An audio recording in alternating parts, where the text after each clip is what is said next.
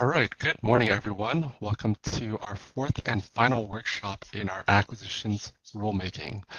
This is our final roll-up for what is a evidence-producing, data-producing, and hopefully a productive way of getting input from everyone involved.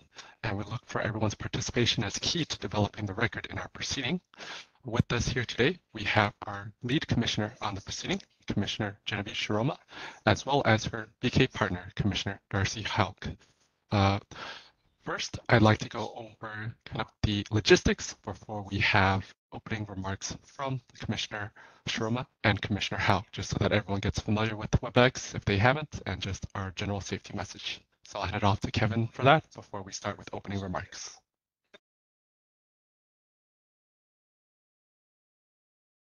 All right, good morning, everyone.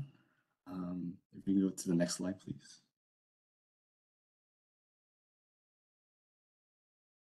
Okay, like the previous workshops, this last workshop is being held through WebEx and is being recorded. All attendees, including the public, will be given opportunities to provide comment, and a summary report will be provided by the Water Division after the workshop. Next slide, please.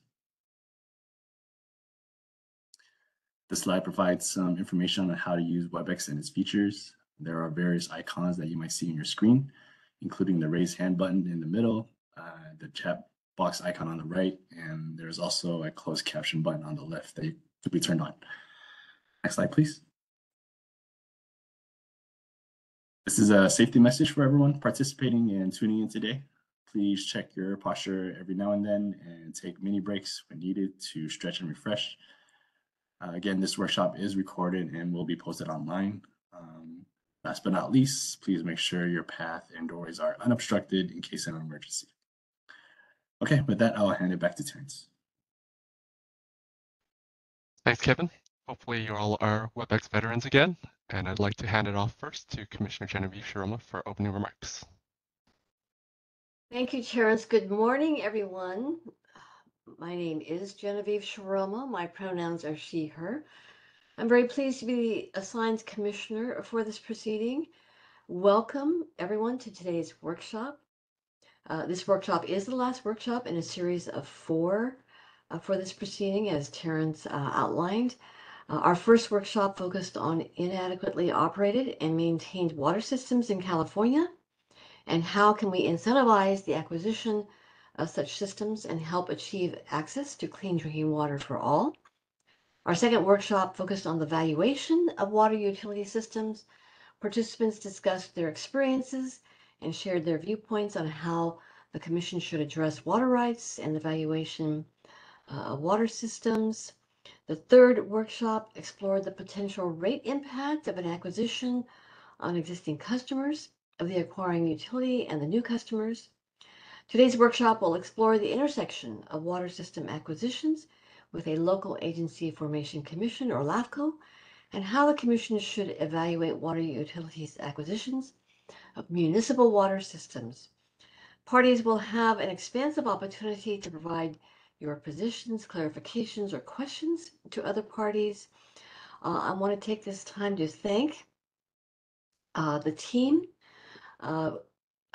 which includes Judge Gerald Kelly and Attorney Kim Lippy, from our Water Division, Terrence Shia, Kevin Viet Trong, Jefferson Hancock, Eustace Ednicott, Madi Chahami, and Allison Pafford. From my office, my Chief of Staff, Cheryl Wynn, and Advisor Rita Mirza. Big thanks to our IT team today, Francisco Hernandez, Jacob Willman, Jorge de Ocampo, Joseph Haga, Robert Stanford. We really could not run these complex workshops without your help and support. I want to thank all of our panelists and parties for participating today, and my badly keen partner, Commissioner Hauk, and her advisor, Victor Smith. I'm going to hand the microphone now to Commissioner Darcy Hauk. Thank you. Thank you, Commissioner Shiroma. And I want to thank you, your Chief of Staff, Cheryl Wynn, and your entire team for their leadership in this rulemaking on water acquisitions. I also want to join in thanking ALJ Kelly, Kim Lippy, and Director Shia, as well as my advisor, Victor Smith, and our IT staff for all of their work in the proceeding and making today's workshop possible. This rulemaking examines options for the development of a framework for the Commission to consider acquisitions of water systems by investor-owned water companies. The focus of today's workshop is on acquisitions of and by mutual and municipal water systems. Today, we'll hear presentations from local agency formation commissions, or LAFCOs, which are responsible for establishing new governmental bodies, including enterprise water agencies. We'll also hear about 2 case studies, one regarding San Gabriel Water Company's acquisition of the City of Montebello's water system, and one from the Placer County Water Agency, which acquired the Weimar water system. This broad diversity of perspectives will help provide insight for the Commission as we consider how to evaluate investor-owned utility acquisitions of at-risk water systems and particularly municipal water systems. We'll also be developing guidelines regarding the Commission's work with LAFCOs as to acquisitions of water systems. The information and perspective developed through the workshops, party comment, and other information to be included in the record of this proceeding will allow for informed development of these rules. These efforts will also further the broader state policy goal of ensuring the human right to water for all Californians. Acquisitions represent a useful tool to ensure that Californians served by small and/or at-risk systems have access to affordable, safe, clean, reliable water and benefit from economies of scale that can be leveraged through joining smaller at-risk systems with through the acquisition by a larger entity. And so in closing, I just again want to thank all of you for joining us today. And again, I want to especially recognize today's panelists and presenters for their time and work invested in today's workshop. I want to thank the Water Division staff again for organizing today's event, and also again recognize the tremendous leadership of Commissioner Shiroma and her staff on this important issue. My advisor, Victor Smith, for all of his work. And again, thank everyone in turn. Back over to you, Director Shia. Thank you, Commissioner Houck and Commissioner Shiroma, for the helpful opening remarks. With that really opens up our workshop for today. So I'd like to hand off our virtual stage to our first morning presenters. It will be Dr. Kristen B. Dobbin from UC Berkeley and a familiar face, Justin McBride from UCLA. We'll touch on the intersection of acquisitions and LAFCOs. So please take it away. Thanks, Terrence, and good morning, everyone. I'm going to kick things off, and we'll be co-presenting with my colleague, Justin McBride, to talk about the intersections of consolidations with local land use planning, and particularly with LAFCOs, or local agency formation commissions. Next slide, please. And before I begin, I want to touch a little bit on terminology, because as we've gotten deeper into this work, we've found lots of differences and challenges here. So we are using the word consolidation, which is obviously slightly different than the framing of acquisitions around which this proceeding is framed. And we're defining consolidations very broadly as the formal merging of some or all governance, management, and financial functions of drinking water provisions between 2 or more water providers or 2 or more communities. And so this definition is very broad, and it's inclusive of acquisitions wherein an investor-owned utility is the receiving system in a consolidation, but obviously broader than just acquisitions involving investor-owned utilities. But it's important to note that our version of consolidation, which is kind of aligned with the California drinking water definition of consolidation as we frequently use it, is not the same as a LAFCO definition of consolidation. So for LAFCOs, consolidations is a much more narrowly defined activity where 2 or more cities or 2 or more districts are merged into one single successor city or single successor district. So on the consolidation side, from a drinking water perspective, when we're talking about consolidations, a LAFCO consolidation would fall into that umbrella, but there's also lots of water system consolidations that LAFCOs wouldn't use the term consolidation for. Rather, they might use annexation, dissolution, or extension of service, for example. So generally, when Justin and I are using the term today, we're going to be talking about the California definition of consolidation, which is kind of this broad umbrella term of merging systems. But it's really important to know off the bat that we're not starting from a place of shared language, especially when we're working with land use planners. Next slide, please.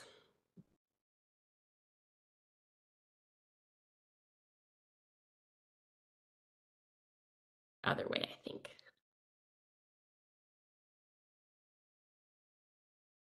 There we go. Thank you.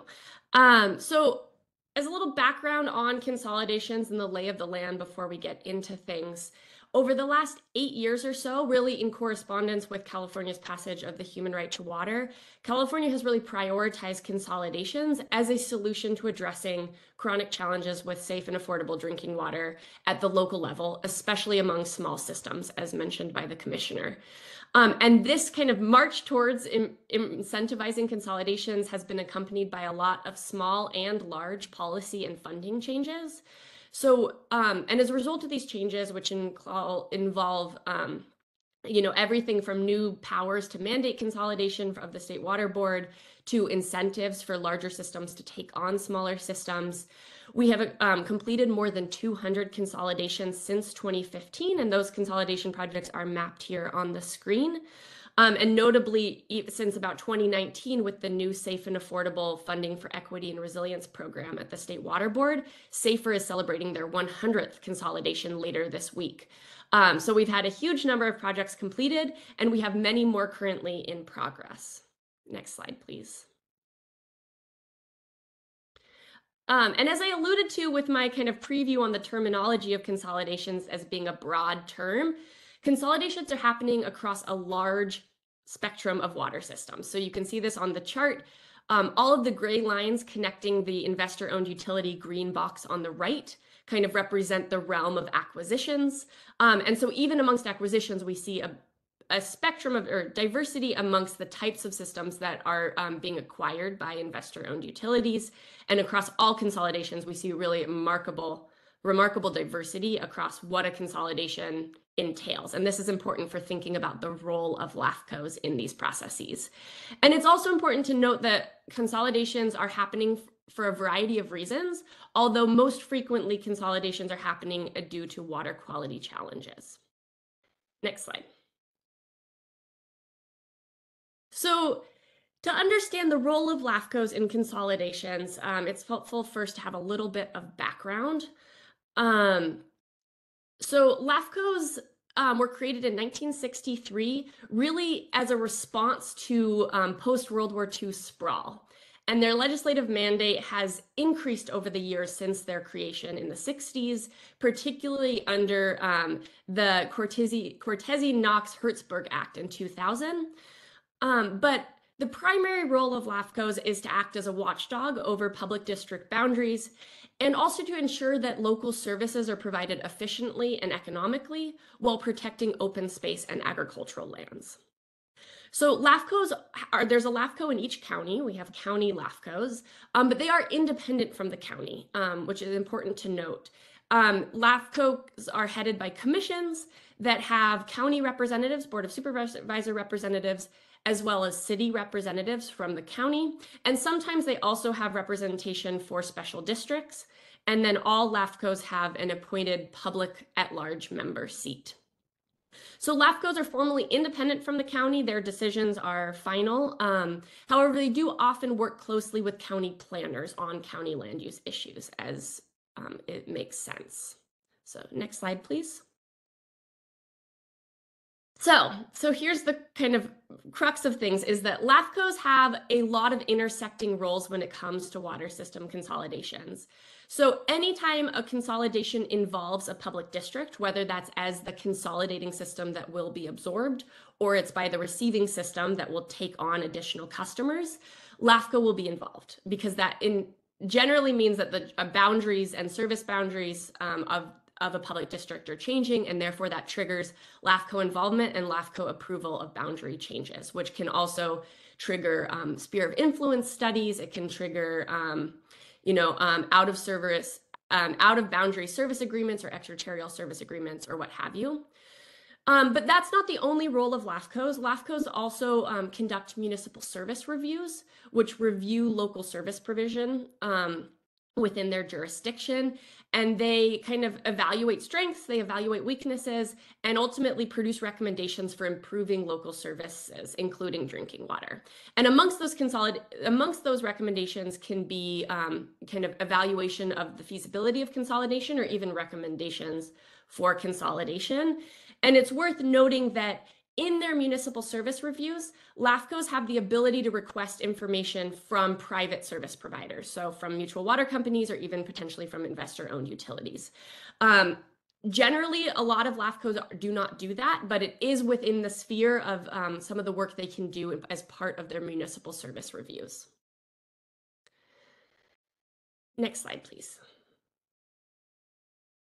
So, based on all these intersections, Justin and I have been working on water system consolidation for several years now. And we kept hearing issues at this intersection. So we have a land use world which talks about consolidation in one way and often deals with consolidation kind of in a very specific sense. And then we have drinking water stakeholders, both regulators, technical assistance providers, advocates, who are addressing consolidation from a very distinct drinking water perspective. And we've heard a lot about kind of the challenges that can happen at this intersection, in part because these worlds operate very separately. And so to try to better understand this world and kind of hopefully identify both challenges and solutions, Justin and I have been undertaking a project since, I guess, late last spring to gather information from stakeholders on both sides of this divide. So we've interviewed executive officers from LAFCOs, we've interviewed state drinking water regulators, we've talked a lot to technical assistance providers around the state, and then we also did a survey of LAFCOs. And so we are in the process of refining a draft report for publication, hopefully in January, on our findings. And I'm going to turn it over to Justin to highlight kind of high level some of the findings, particularly those relevant to IOUs and the CPUC now. Yeah, so, as a result of all those studies, we identified kind of 7 issues here, and we'll go more into depth on a few of these in a minute. But one is, lack of communication and info sharing between LAFCOs and other drinking water regulators, including the State Water Board and the CPUC, a lack of a shared language and vision between agencies and even amongst LAFCOs, diversity in local LAFCO implementation, unclear roles and responsibilities, by which I mean for LAFCO particularly. There's a lot of kind of ambiguity, and we'll talk about that in a second. Gaps in regulatory and land use authorities. So there's a lot of overlapping kind of parties that are interested in these questions that leave gaps behind. Competing local priorities, where a LAFCO may view your acquisition project from the perspective of a land use lens and may find that it competes with that. And then limited or uneven LAFCO resources. There's a wide variety of the amount of resources that LAFCOs have across the state. It's partially correlated to population. Obviously, more populous counties have larger sort of bases to draw from, but LAFCOs also set their own budgets and have a lot of autonomy in figuring out what they need to operate. Some operate on a shoestring and some have large staffs. We're going to go a little more in depth on a few of these now. So next slide. So about the lack of communication and information sharing. Every LAFCO in the state is constantly collecting data and has a wide range of information about publicly owned water systems under their jurisdiction. So that includes both city and county-owned systems that are operated by general governments, as well as special districts that are operated by governments more tailored towards water provision. At the same time, the CPUC has a wealth of information that you all attract, particularly from IOUs every year. And then the State Water Resources Control Board is also collecting data that might be relevant to both water system operation, but also to consolidation projects in particular. All 3 of these are like operating in different silos, and there's not a lot of information sharing between them. we found that LAFCOs, for the most part, don't interact too often with the State Water Resource Control Board, and even less with the CPUC, and certainly not in a routine way to share information. The primary way that LAFCOs sort of present their information is through what are called municipal service reviews, or MSRs, and these are sort of reports that you could check out. You'd be surprised how much information's in them about water systems often. But for the most part, LAFCOs kind of keep that to themselves, even if they're publicly available. There's not a concerted effort to kind of share outside. This means that it can create issues in coordinating or planning implementation or implementing projects. So if you're thinking about an acquisition project, for example, a lot of the questions that you may have already been answered to some degree, or LAFCO may have targeted the system for consolidation in some ways that might not have been communicated to the CPUC. Next slide. Another one that we wanted to mention is this idea that LAFCOs have a lot of autonomy in how they implement consolidation projects. Many LAFCOs, and this pie graph on the right of the slide here is a result of our survey that we did of LAFCOs. About half the LAFCOs in the state responded to our survey. And for this question, for example, we asked them, what do they prefer when there's a consolidation project? Consolidation in our meaning of the word, not in LAFCO's meaning. Again, as Dr. Dobbin said, for LAFCOs, the consolidation is a specific legal process more than a concept of merging systems. But anyways, their approach to it, a lot of them prefer annexation, but many of them have no preference. Some of them prefer other pathways like extraterritorial service agreements. These preferences are often tied to their view on land use planning for their county.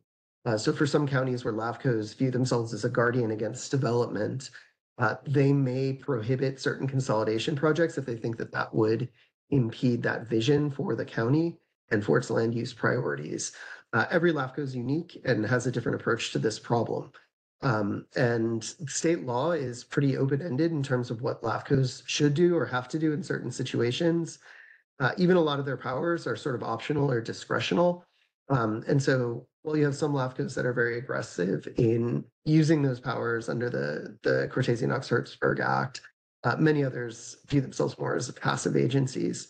So really getting to know your LAFCO and its local priorities in the jurisdiction where you're planning a consolidation project before you get too far down the road can be really helpful in avoiding kind of misconceptions later.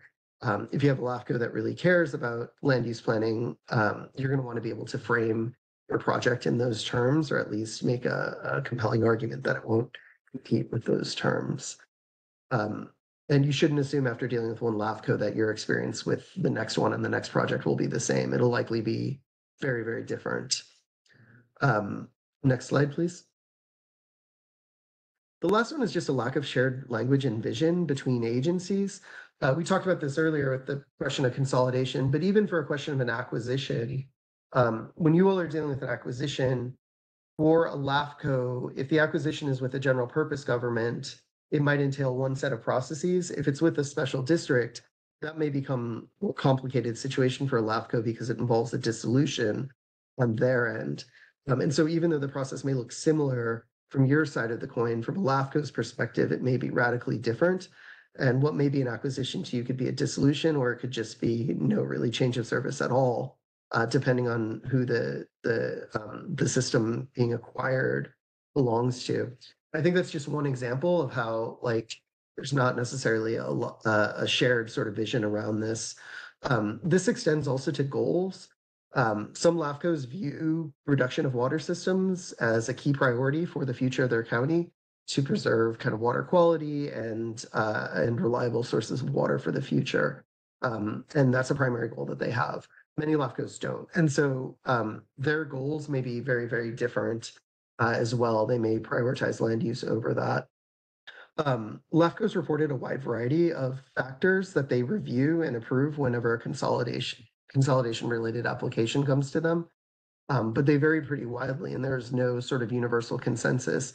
The three most common responses were preventing sprawl, increasing community representation, or ensuring logical service boundaries. But none of these really even reach to a plurality, right? They're all sort of below, a high kind of majority of LAFCOs.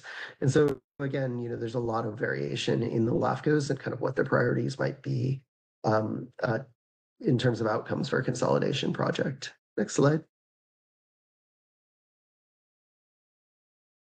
So, we're going to close our report with some recommendations, I think, and hopefully this will be helpful to people.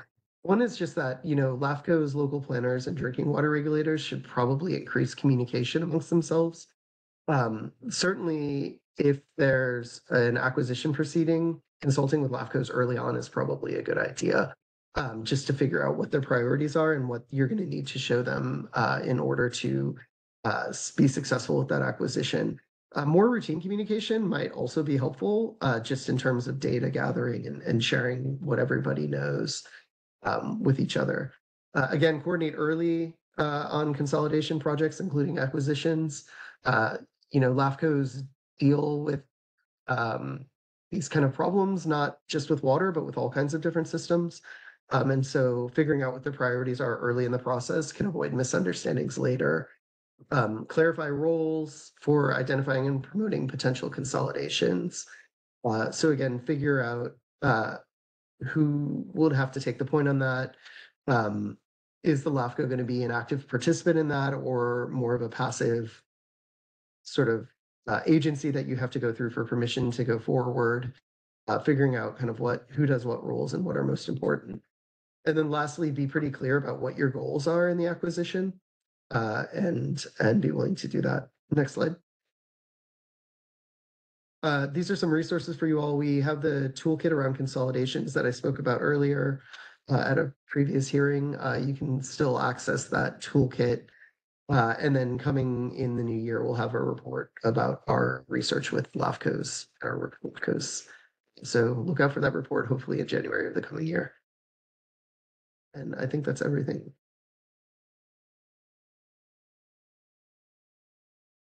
Great. Thank you so much. Thank you so much, Justin, and thank you so much, Kristen. We appreciate you helping us define the world of LAFCOs and really kind of identify that gap of coordination and communication that we really need to address in our rulemaking, hopefully touch on, and that's something we'll look to build on as we're touching on multiple aspects of this acquisitions process. We'll keep you online for now and keep going through our presentations and hold off to questions until we complete our morning presentations. With that, I'd like to hand it off to our next presenter, Salvador Melendez. He's a council member for the city of Montebello. Sal, could you please take the virtual stage? Yes, hello, everyone. Thank you, Terrence. Yeah, so I'll be speaking a little bit more about the water system acquisition involving a local government, municipality, specifically the city of Montebello. Before I start with that, just want to share a little bit of information about myself. I am currently a council member for the city of Montebello, former mayor for the city. I was elected in 2018.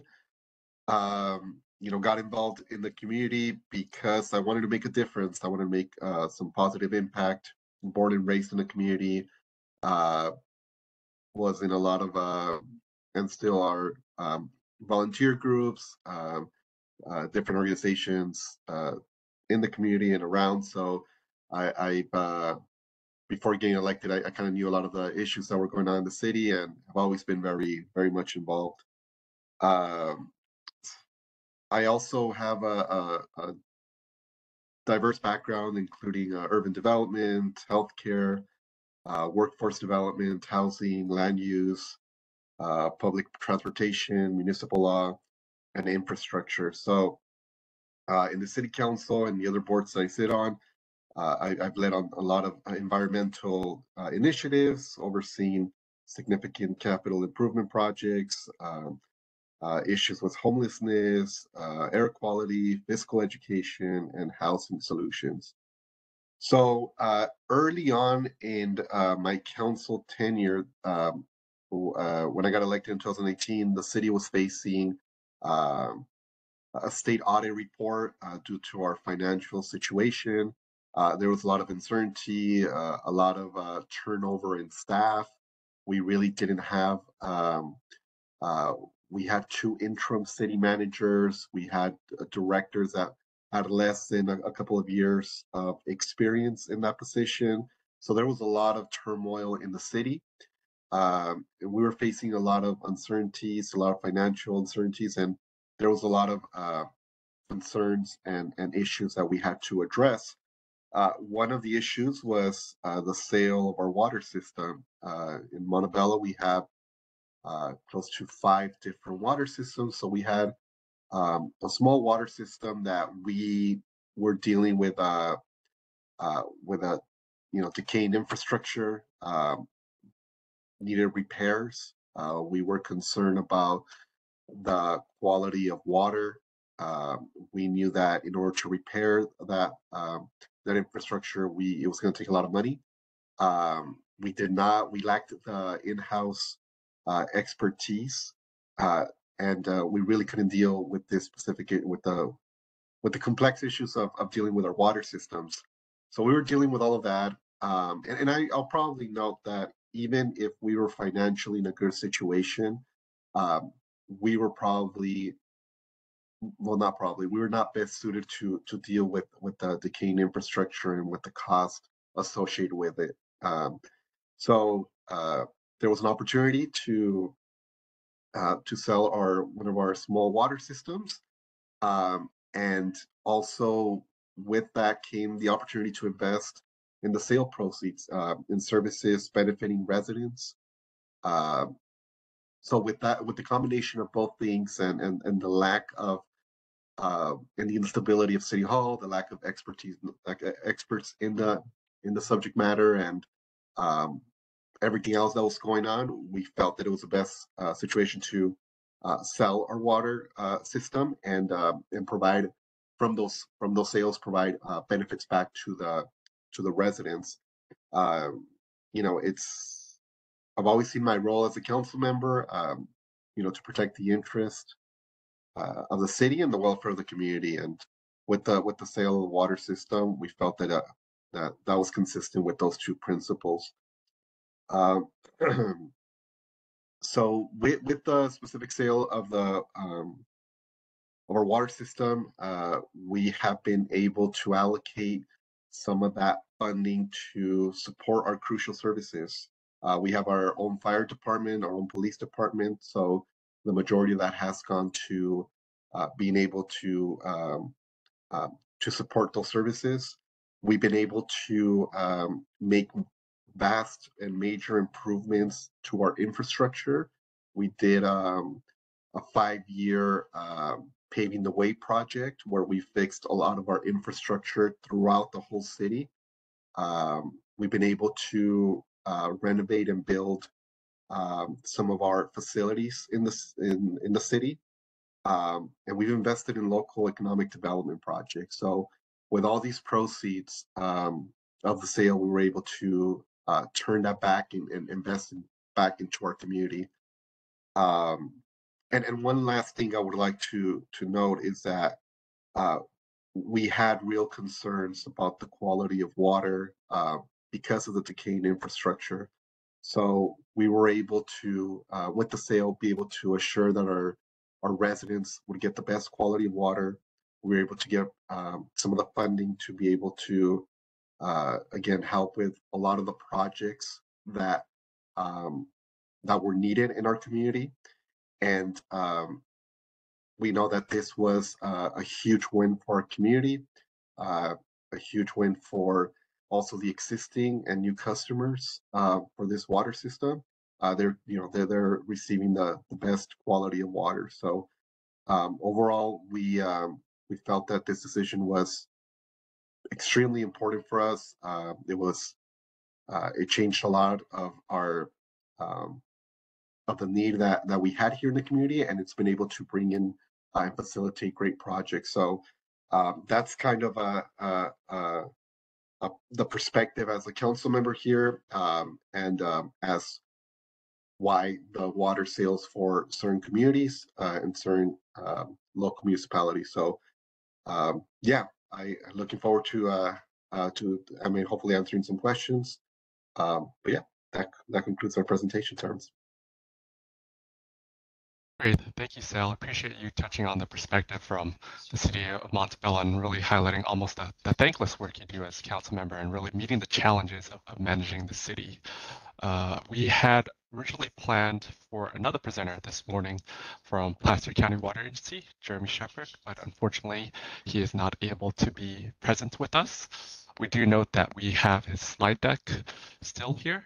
We'll move through that, but we will also be attaching the slide deck to the Water Division staff summary report that will be issued following the workshop as well at a much later date.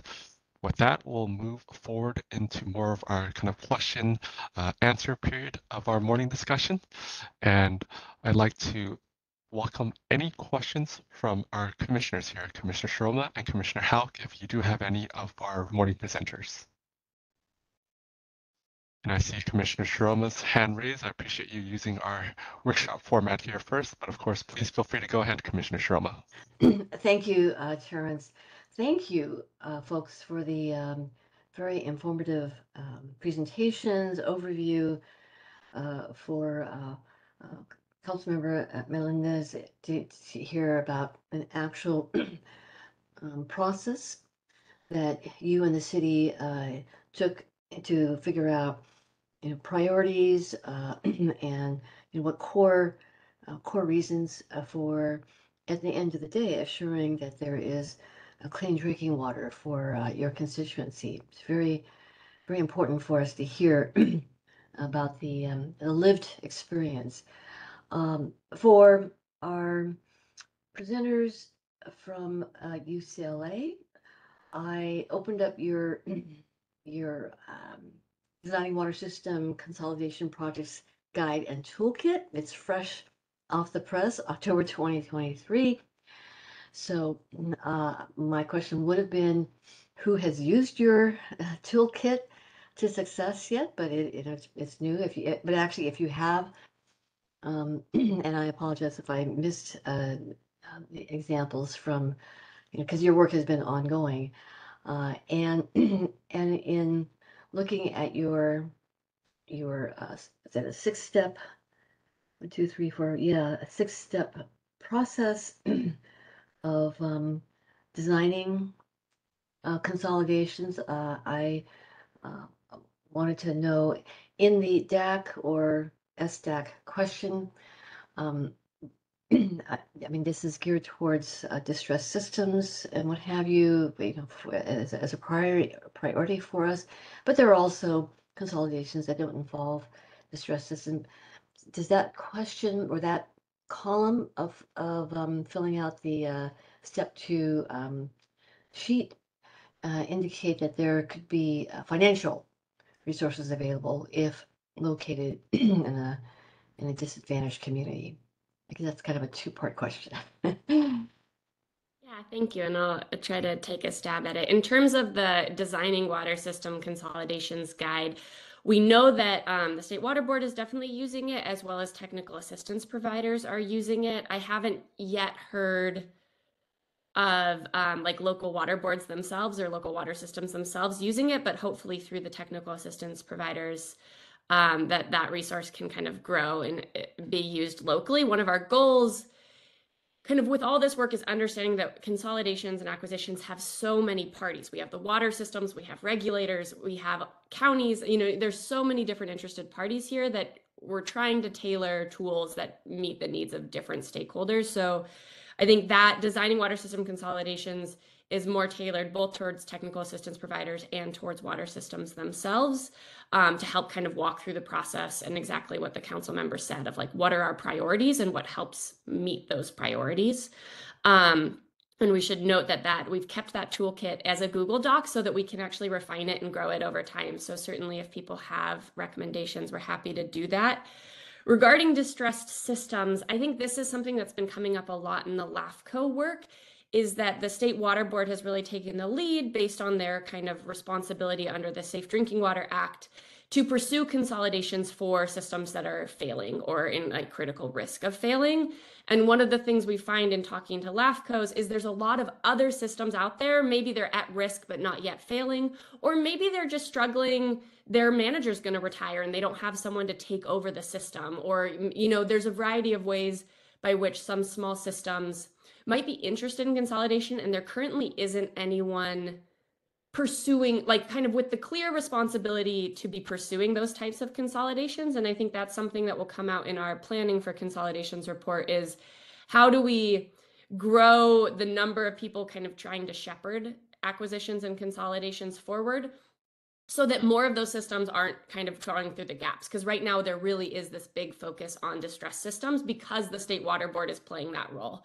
But I think there's room within the kind of the CPUC or within other realms to understand, kind of look more broadly at opportunities for consolidation, which isn't to say to neglect those systems. Those are high priority opportunities where there is consolidation potential.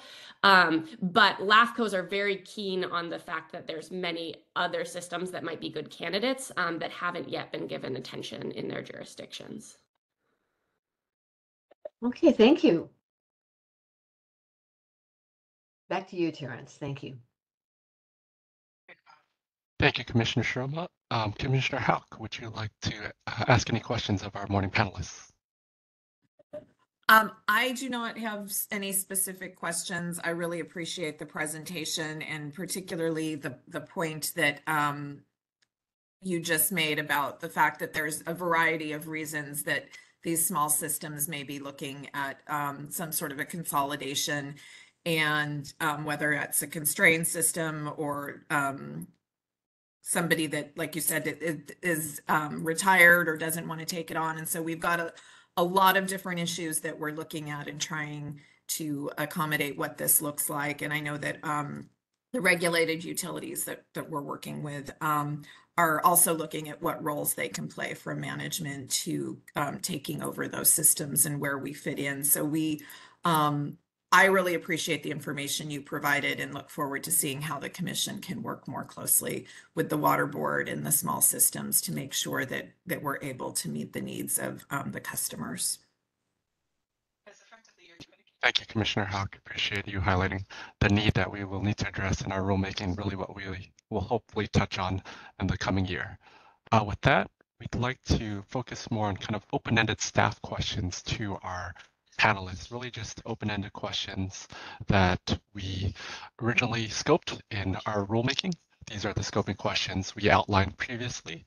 And so we are going to pose this again to our morning panelists here. And I know both you, Justin, and Kristen kind of touched on the overall question in your presentation, but if you could just add anything else, or if you'd like to touch on any additional responses to this question, we'd also appreciate it. And so I'll start with that first question. If we can move to the next slide, please. And the first just being in general, how should the commission review the involvement of LAFCOs with water system acquisitions?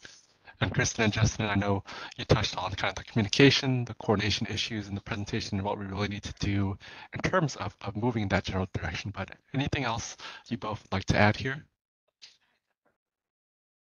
I'll add one thing and then see if Justin has anything else to add. But I mean, I think the importance of early coordination and communication, really demonstrating that, is key. And I think for those of us, and I put myself in this space, focused on the drinking water side of things, it's easy to lose sight of the fact that acquisitions do have significant land use, has the potential to have significant land use implications, whether that's about growth inducement, whether that's about green space protection. You know, there are very real land use implications, and I think we need to take those seriously on the drinking water side, and that necessitates early coordination with LAFCOs and understanding those, because kind of time and time again with our interviews with executive officers, it was clear that sometimes on the drinking water side, there's this idea that LAFCOs can be an impediment to consolidation. And I think it's clear that that's not necessarily the case. There's often room, and executive officers often told us this, there's a way to make it happen. It's about how the consolidation happens. And so coming early to the table and figuring out a way that addresses the priorities on the water side, but also on the land use side, I think is critical. I don't know, Justin, do you have other thoughts to add? I would just say too, you know, LAFCOs are agencies that have both staff and kind of elected leadership, and so The local political priorities are also just important to be mindful of. There's not necessarily that there's conflict between people, but at the end of the day, anything that goes through a LAFCO has to go to a vote in front of a formal commission. So just like understanding that as well, I think is helpful. But all that's helpful, all that gets resolved if you're communicating with them early, and coordinating with them early on in the process. Oh, I thought of one more thing, Terrence. So one thing that has come up in our interviews is specifically finding a way for LAFCOs to have a formal consultation role is something that I think LAFCOs are interested in. And again, this speaks to the diversity of LAFCOs, is that there is going to be no one solution that works across the state. There's going to be no one process of engaging LAFCOs that works across the state, because there's so much diversity between LAFCOs and between counties. And so I think finding flexible ways by which coordination and official formal consultation is possible, but leaving those open so that they're kind of tailored to the needs and interests locally would be really helpful. But we have heard that just opening those communication lines and opening the opportunity to engage across the land use and water conversation would be really helpful. And that LAFCOs themselves are really interested to learn what the State Water Board, what the CPUC is trying to pursue with consolidations, and don't necessarily have a good, as Justin touched on, don't necessarily have a good understanding of what the goal is. And so it's not just about us understanding the land use goals, but also, messaging and communicating what the drinking water goals are, and how LAFCOs can help promote those. Yeah, I would say to that point, most LAFCOs have never communicated with the CPUC at all. And the ones that have typically have done it in the context of a crisis, right? Where there's not a failing water system, but a straight up failed system that they can't find a dancing partner for in the public sector, and end up working with the CPUC. Those are pretty rushed kind of conversations, and it doesn't have to be that way. So yeah.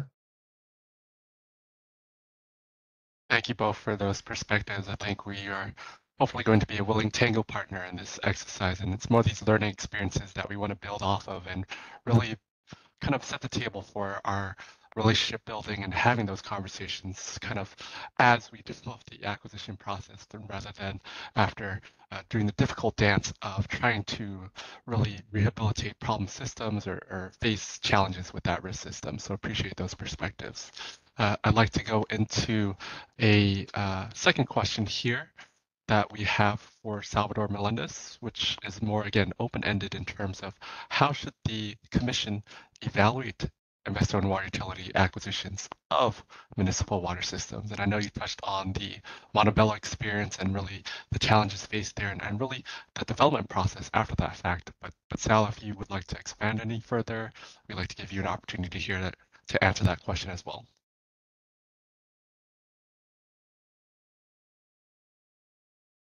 Yeah, Terrence. Yeah, kind of I mentioned, it's we know that at least in our perspective, it was a lengthy process. And the reason that we went the direction that we did, and why we wanted to make sure that we had we provided the sale of the water of that specific water system, was to be able to provide cleaner water for our residents and safer water for our residents. So I think when the commission evaluates all this as a whole, is to look at those specific factors too, and see whether the municipal government is able to how that specific investor-owned water utilities acquisition impacts the residents, and impacts or can have an impact on them, right? So I think it's a lot of the items that have been discussed is kind of goes into how all of this should be evaluated, right? So yeah, so just kind of what everybody's been mentioning, and just looking at the whole picture of how of an impact it's going to have on our residents. Thanks, Salvador, for touching on that crucial component of really being able to deliver safe drinking water to residents and really Californians, the need for safe drinking access is critical here.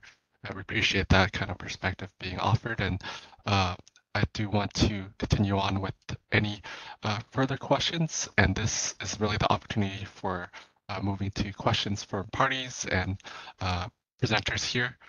So if we could move to the next slide, we'll touch on kind of the workshop logistics of how to ask questions and present that here.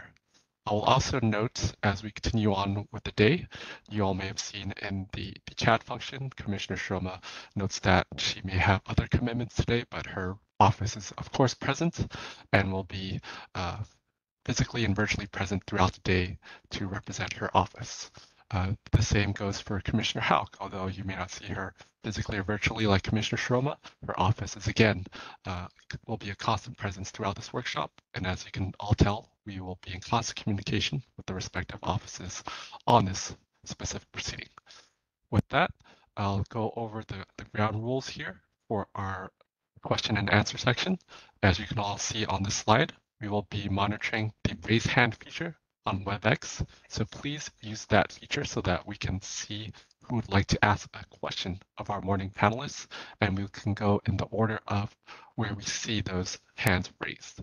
Party representatives will have about a minute to ask questions and speak, but I know we can allot some more time here as we're a bit ahead of schedule here. So with that, we'll open up the kind of question and answer period here for any raised hands.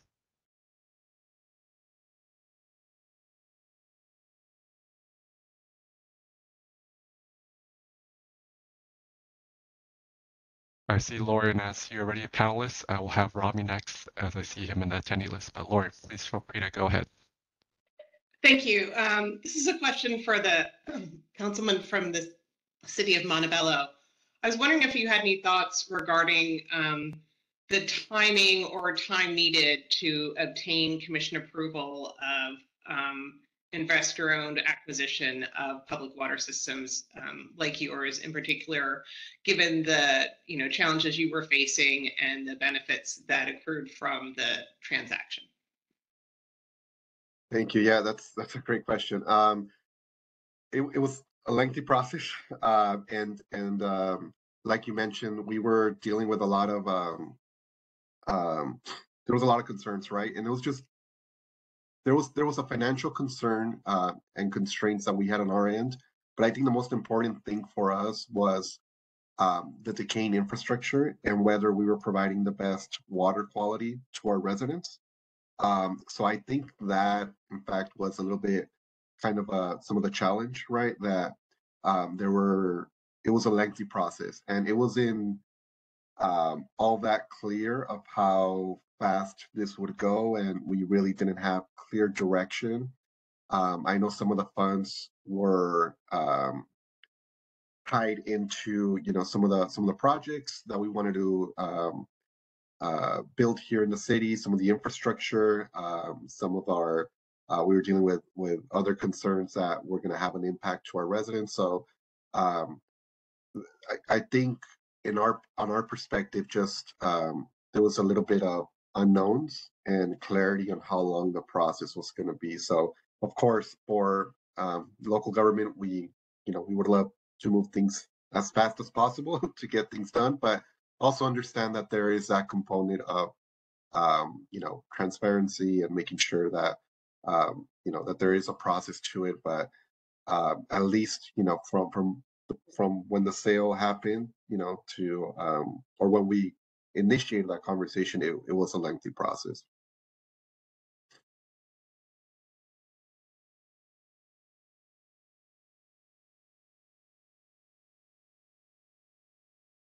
All right, hopefully that answers the question, Lori. We'll move on to the other hand raised with Rami Kalan. If he could please be unmuted for the question.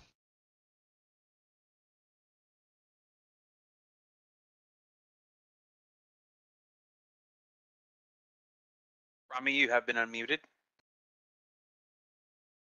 Good morning, everyone. This is Rami Kalan with California Water Service.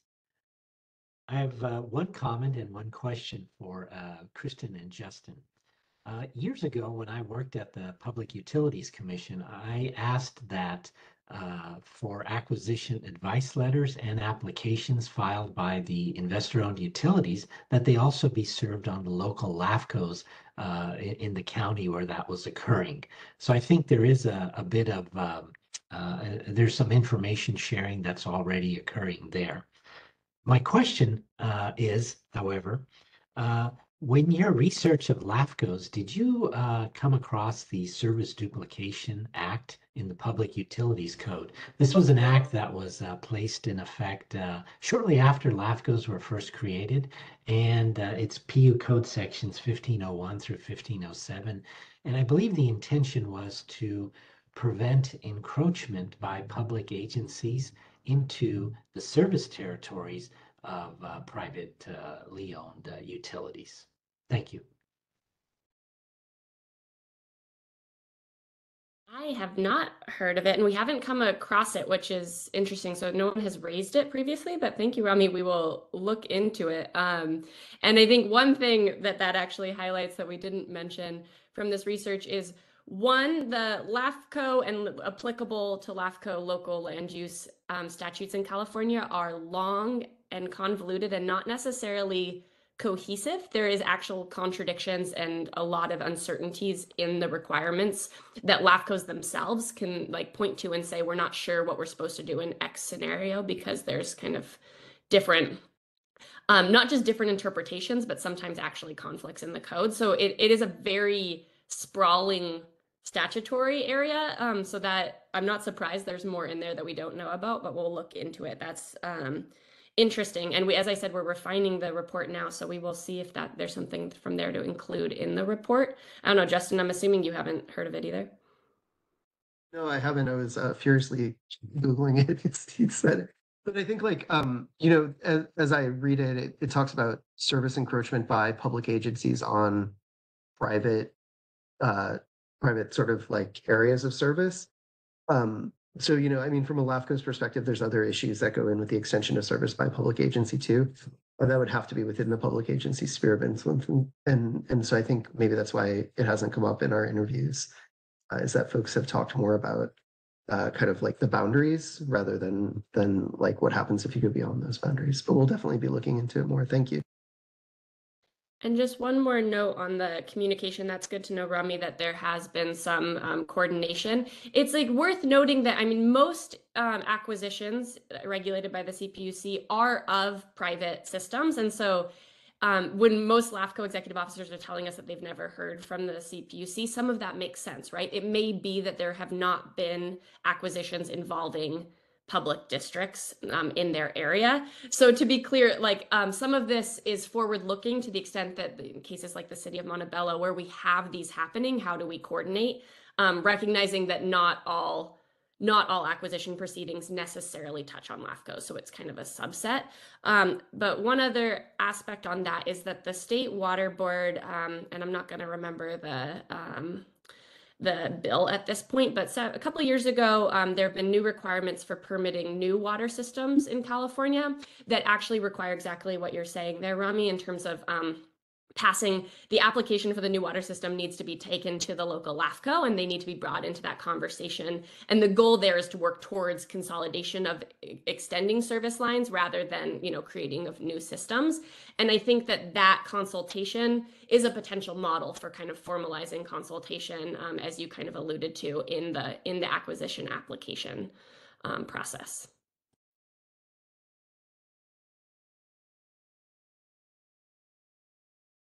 All right, appreciate more of the nuances of working through the intersections of LAFCOs and the PUC and really touch on the regional aspects of how we can really approach acquisitions. I do see one more hand raised, and for everyone on this workshop, we do have our last morning panelists online, so I'd like to go to this last question that I see from Paul Goodman, and then we'll rewind a little bit and go back to our last morning presenter.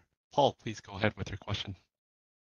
Thank you, Paul Goodman with Center for Accessible Technology. I had a question for Mr. Melendez. I'm curious, you mentioned that part of the reason for the acquisition in Montebello was because of concerns about decaying infrastructure.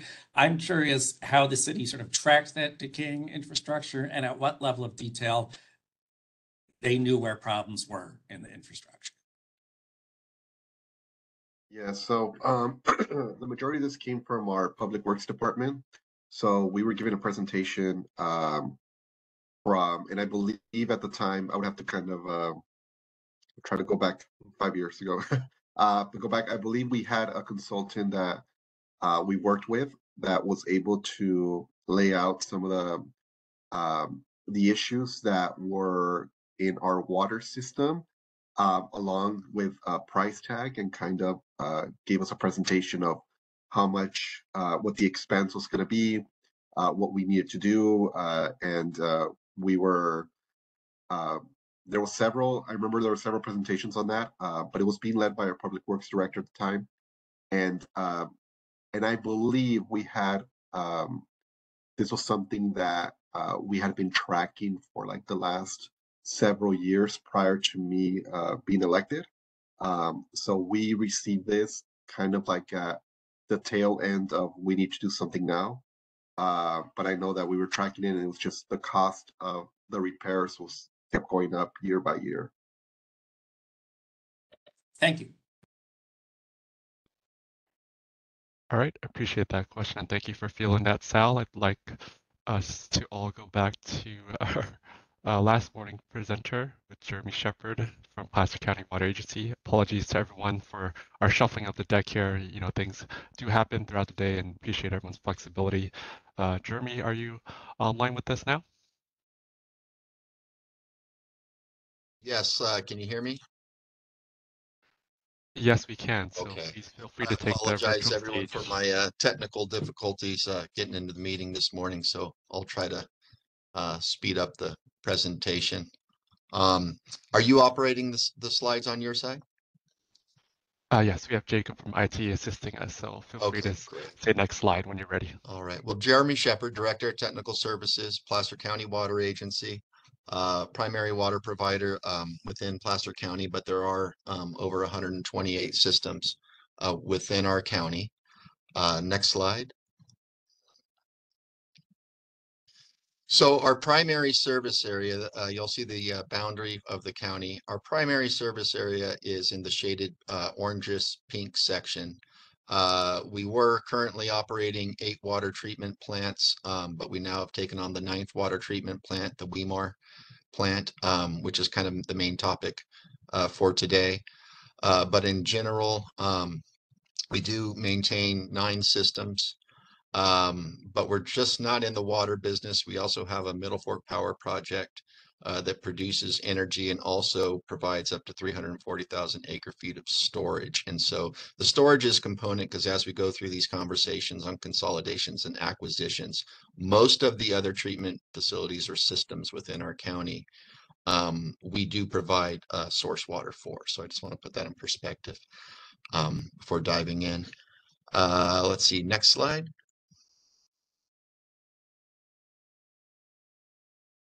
So a few years back, we ramped up our efforts. Although our service area was only a certain portion of that county, our service area can expand county-wide, but we also pride ourselves on the stewardship throughout the county. And so we're constantly meeting with smaller water systems and other agencies.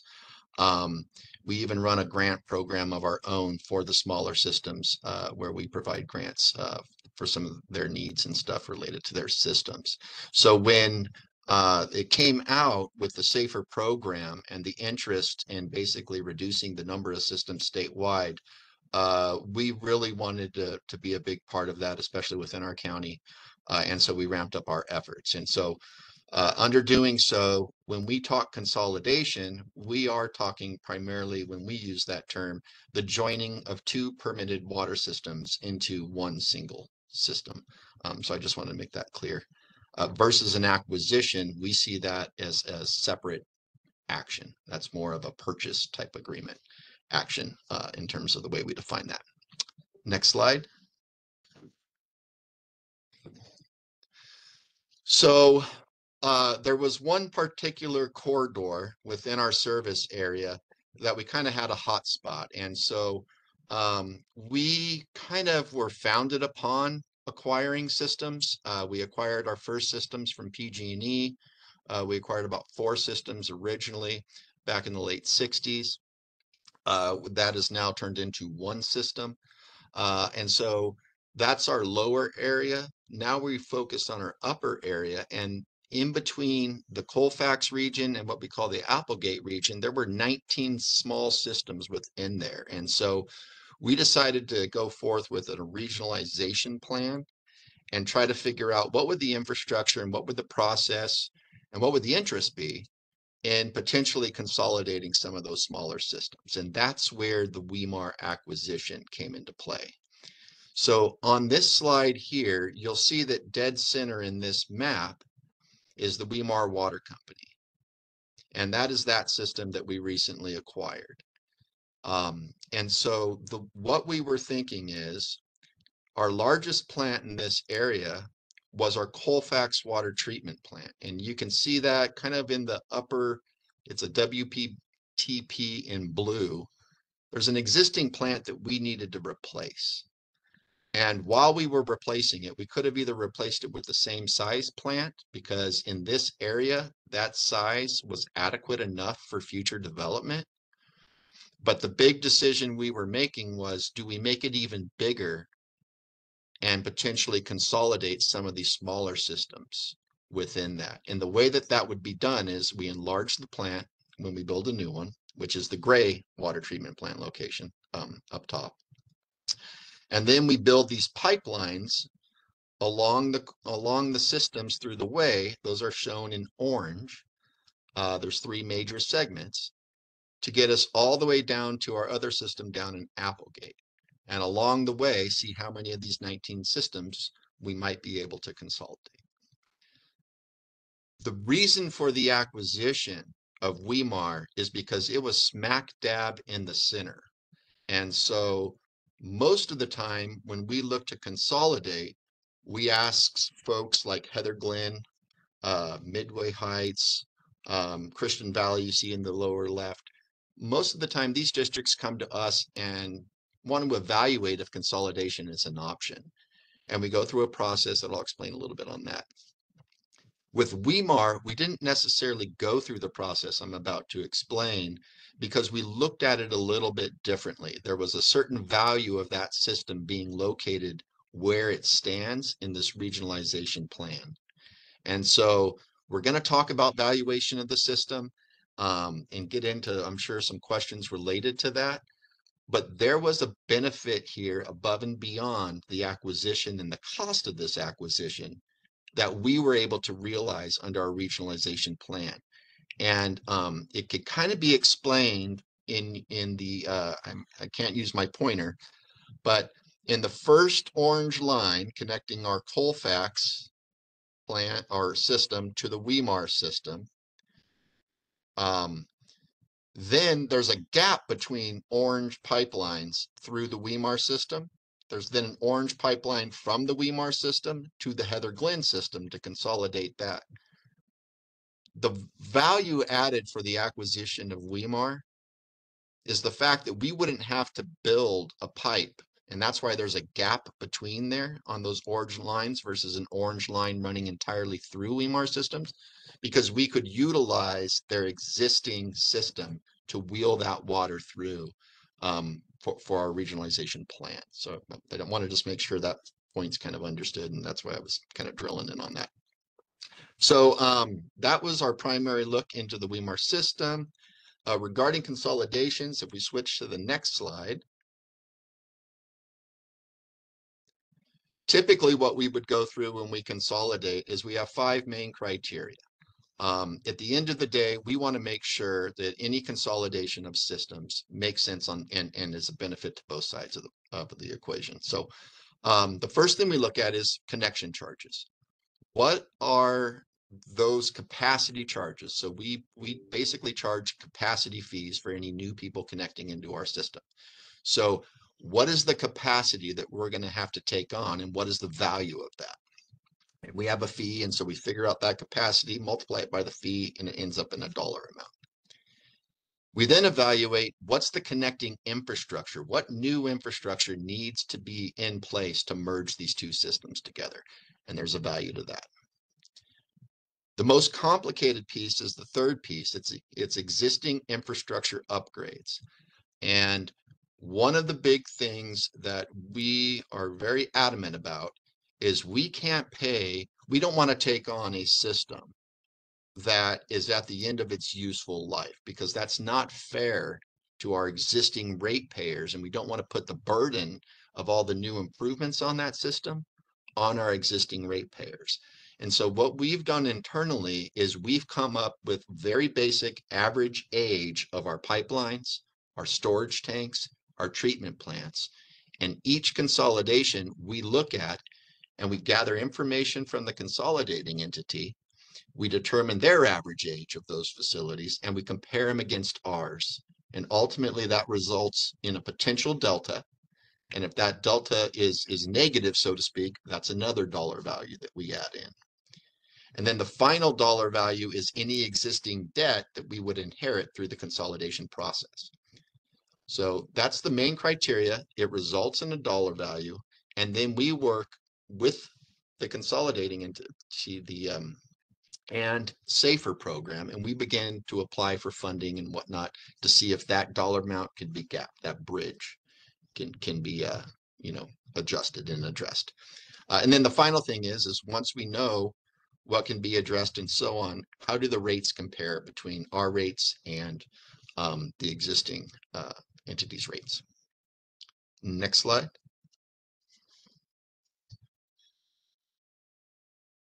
So our water rates, just so everybody knows, there are fixed charges and there are usage charges, commodity. Our fixed charges is two components. There's a fixed component, which is our operational cost just to run the day-to-day. And then there's a renewal replacement component. That's to replace aging infrastructure. Combined together, those are fixed monthly costs. Commodity is basically based on usage. And then the water connection charge is that new development charge, that buy-in type of fee that we pay. Next slide. And so ultimately right here is a current snapshot of our efforts in the region and our overview. The red dot is Weimar. That was an acquisition, not a consolidation. The green dots are 3 recent consolidations that have been finalized. And then all the yellow dots are other systems we are currently working on with SAFER and those districts to consolidate into our system. And then the only other point of interest on this map is at the lower left, there's a Bianchi system. And we were actually entertaining, as a government entity, we were entertaining transferring that system to a investor-owned utility. And so we're not opposed, one way or the other. Once again, we're always about what makes the most sense to the ratepayer. And so we were entertaining that idea down in our Bianchi system, but ultimately we concluded that we weren't going to move forward because the rates were going to be potentially significantly higher. And so we put a pause on that effort. But that's our current overview of our efforts. And I think that concludes my presentation. Great. Thank you, Jeremy, for highlighting the experiences with Placer County and Weimar and just really giving us that snapshot of 19 small systems in that corridor and really what was done there in terms of the regionalization effort. We do want to continue on with our agenda here, and maybe if we could jump just 2 slides back to the question session. Sorry, Jacob, just back 1 more slide.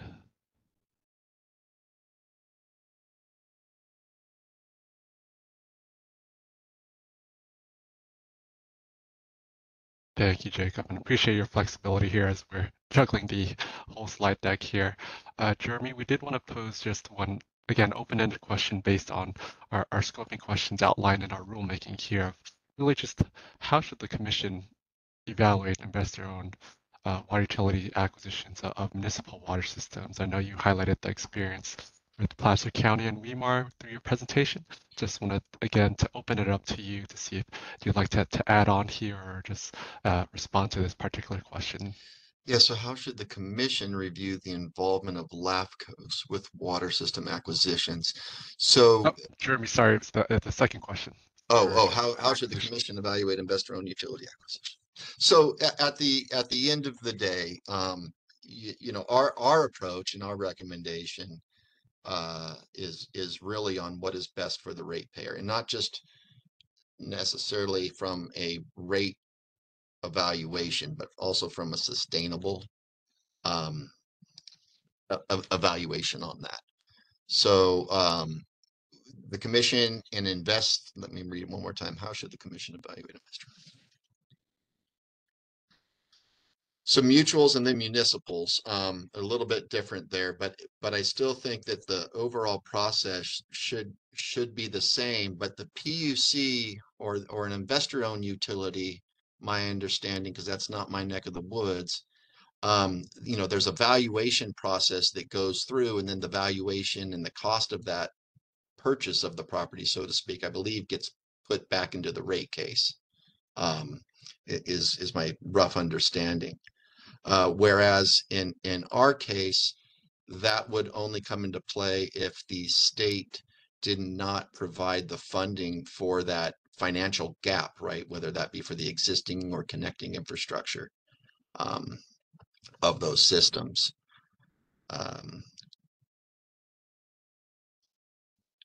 But outside of that, it's for me, it's really what makes sense from a sustainable and reliable approach to serving those customers. Thank you, Jeremy. I think you're really highlighting that sustainability aspect, that balancing act of what ultimately the customers or ratepayers are charged for these types of consolidations. And I appreciate that perspective. With that, I'd like to, again, open it up to more of a question and answer format again, but also give the opportunity for our respective commissioner offices to ask any questions of our morning panelists. I'll start with Commissioner Schroma's office if they have any questions, and then go to Commissioner Houck's office if they have any questions from our last presenter as well.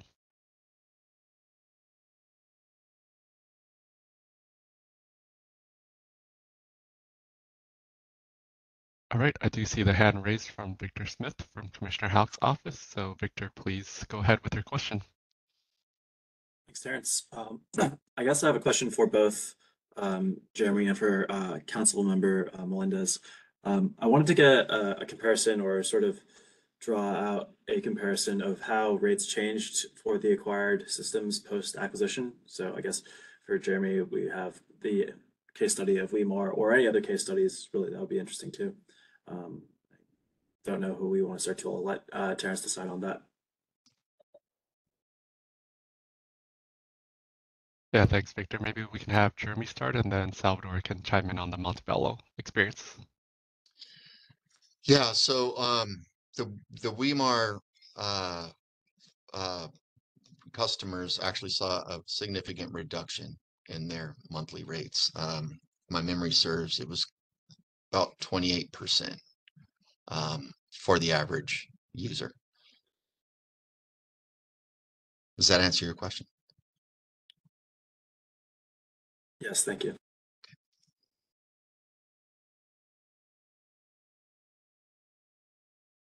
Yeah, just to follow up on that as well. On our end here in Montebello, the residents also saw a small decrease in their bill as well.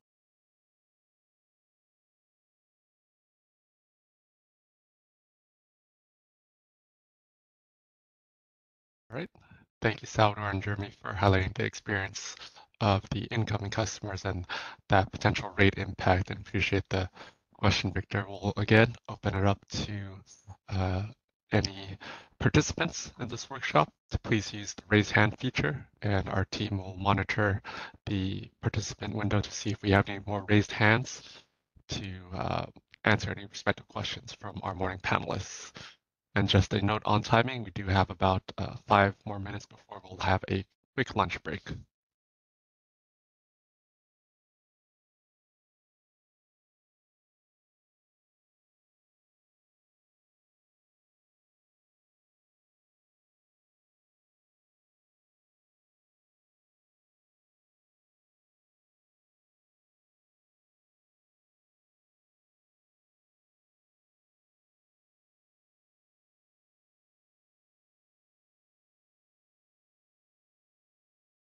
All right, I'm not seeing any hands raised, and I may have given that lunch break announcement too early, and I think everyone may be eager for that as well.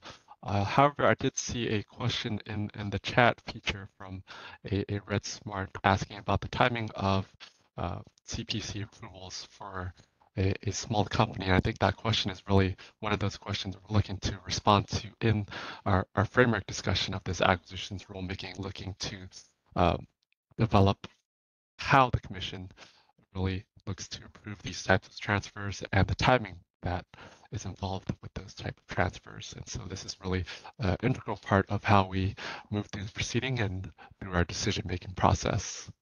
With that, I think we can move on to our official lunch break. We have about an hour allotted, and then we'll welcome our afternoon panelists, excuse me. I'd first like to thank our morning panelists for their helpful presentations and really building the dialogue of different experiences of how the commission should interact, and really welcome the intersection of LAPCOs, but also really touching on the municipal experiences. So again, I want to thank you all. Thank you, Kristen, Justin, for the presentations, as well as Salvador and Jeremy for the presentations on the municipal experience. I think that was very helpful, and we appreciate your contributions. I'd like to excuse you all and thank you for your participation. And of course, you're still welcome to join us for the afternoon session. But with that, we'll be officially on lunch break, and we can pause recording here, and then we'll be promoting the afternoon panelists.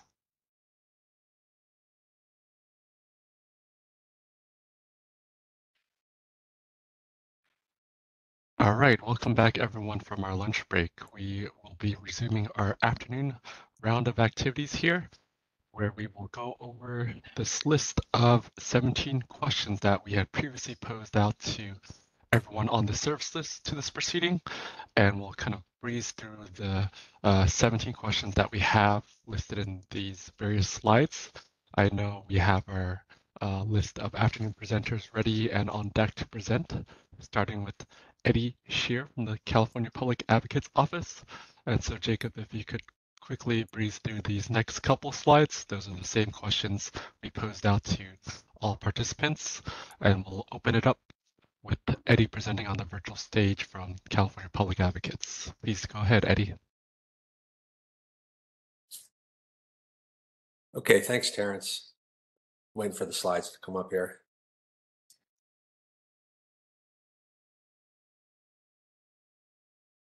All right, so good afternoon. Hope you had a good lunch. Eddie Shear with Cal Advocates.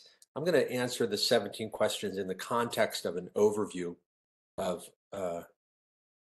what we've talked about, mainly in comments and also the previous workshops slides.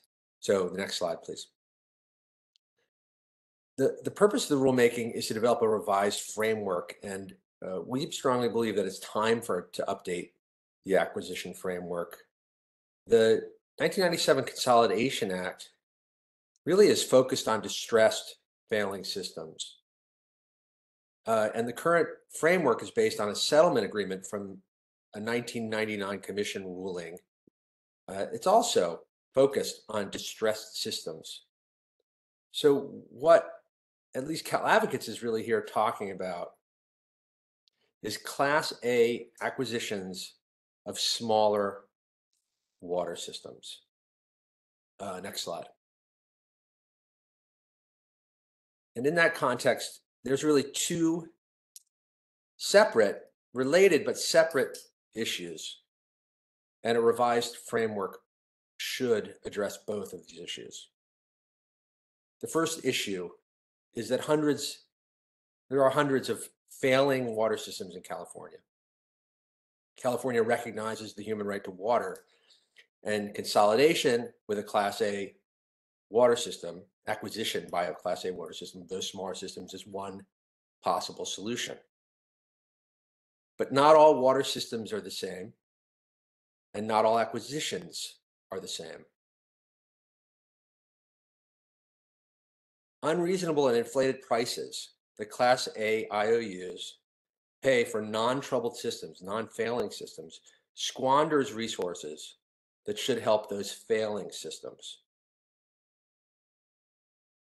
Now, the basic guardrails over natural monopolies, utilities that protect ratepayers need to be part of this framework.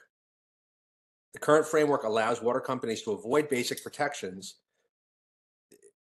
avoiding rate transparency, allowing retroactive rate making, and allowing unfair profits. It's not hard to demonstrate public or ratepayer benefits when there's an acquisition of a failing system, of one of those human right to water systems. And we don't see controversy with those failing systems because they don't trade with big purchase premiums. They just don't trade for that, for huge prices. Next slide, please.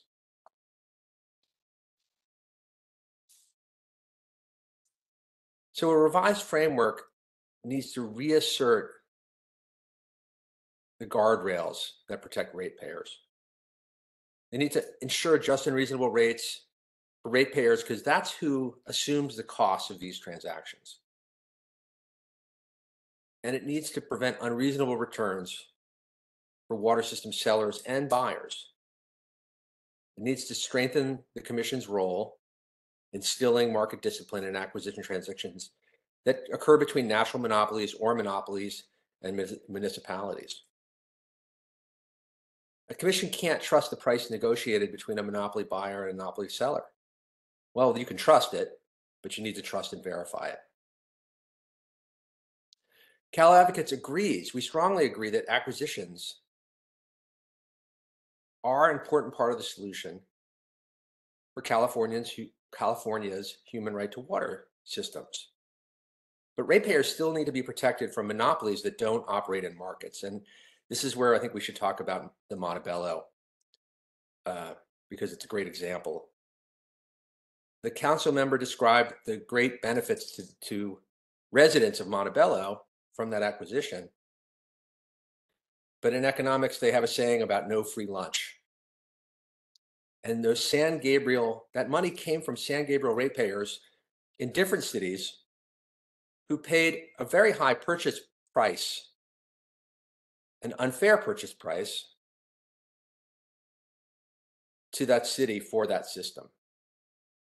And now another important point that came up, I think, in the questions is that transaction may have taken a long time.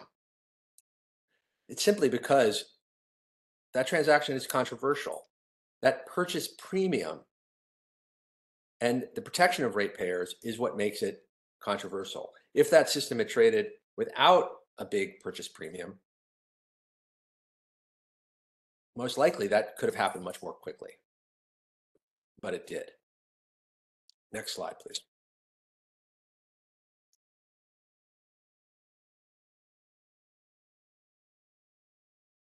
Now, the staff report that accompanied the rulemaking in 2022 outlined a long list of significant problems with the current framework.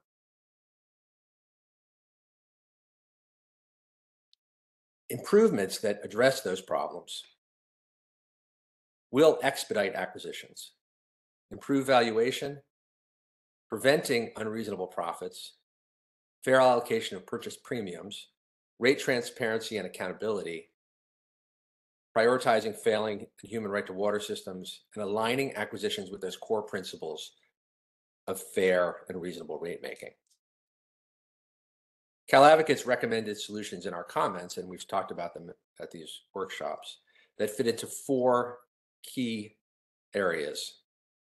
And I'll talk about those areas now and a few extra bonus that we've come up with along the way. We think these are common sense solutions that really will instill the fundamental principles of rate making in these acquisitions. Next slide, please. So it's very difficult to appraise the value of a utility. In workshop 2, we presented how different appraisal methods will yield very different results for the same exact utility that's for sale. This is completely different than what happens in a market because the 2 monopolies negotiating a price is not a market. There's a third party, the ratepayers, who will pay the bill in the end. Civil code talks about willing buyers and sellers, but those willing buyers and sellers in this case are not constrained by the same market forces as a buyer and seller operating in a market. So the commission needs the most complete independent information available to make a fair decision about what a fair value is. The current system relies on a single valuation method, or reproduction cost new less depreciation. But that method is unique to rate making. It's not really fair to ratepayers. It ignores liabilities.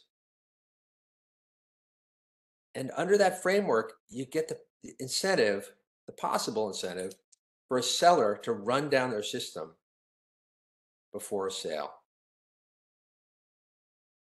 So an approved framework should allow appraisals by the 4 standard valuation methods that are part of regular appraisal accounting practice,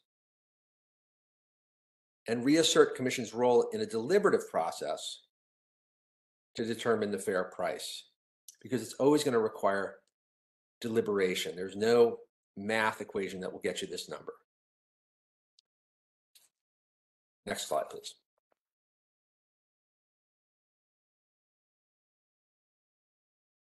A revised framework should prevent buyers and sellers from realizing unfair profits. Ratepayers pay for acquisitions on both sides of the ledger. They pay the seller, and they also pay the authorized rate of return on the full purchase price to the buyer. If a huge profit looks unfair, you can be pretty sure that's because it is unfair. Now, when we talk about profit, we're talking about the amount paid in the purchase price above the actual investment, also called the book value. Before the 1997 Consolidation Act, the owner of a utility would earn their authorized rate of return, or could earn their authorized rate of return on their investment. And then when they sold, they would recoup that original investment, that book value.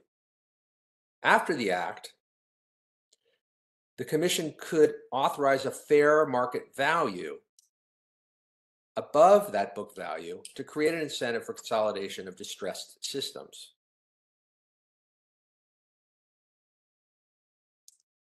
The commission has rules that apply in exactly this situation to protect ratepayers, and those are the gain on sale rules. We talked about this a lot. I think it was workshop 2. I don't want to spend a lot of time, but that gain on sale rule should apply to the premium acquisitions, those acquisitions that trade above book value. It applies only to IOU buying another IOU. And in a sense, it applies only to non-distressed systems, because if we look at the history and if you look at what you expect to see, we don't see non-distressed systems trading. I'm sorry, we don't see distressed systems, failing systems trading with large purchase premiums. We really see just systems that are non-troubled trading with purchase premiums. Next slide, please.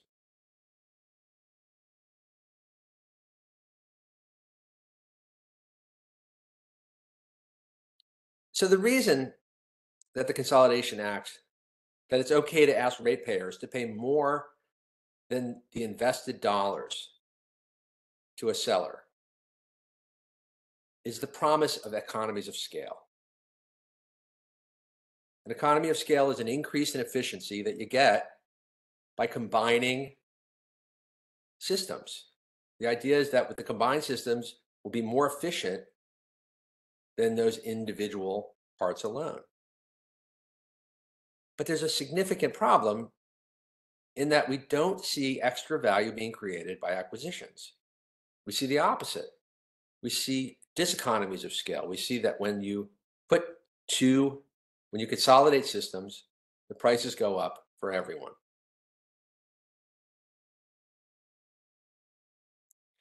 An improved framework will keep the purchase premium. That's the amount that gain on sale split with the acquired system ratepayers.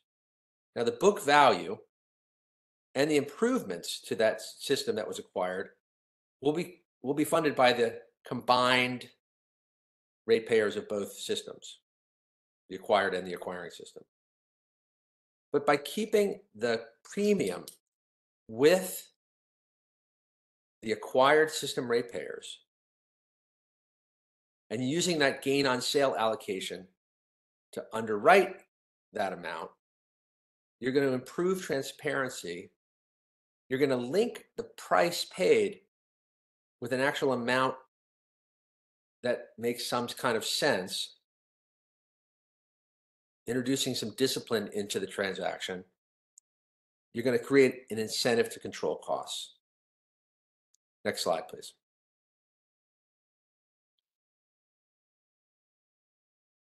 Now, the revised framework should also reassert rate transparency and accountability.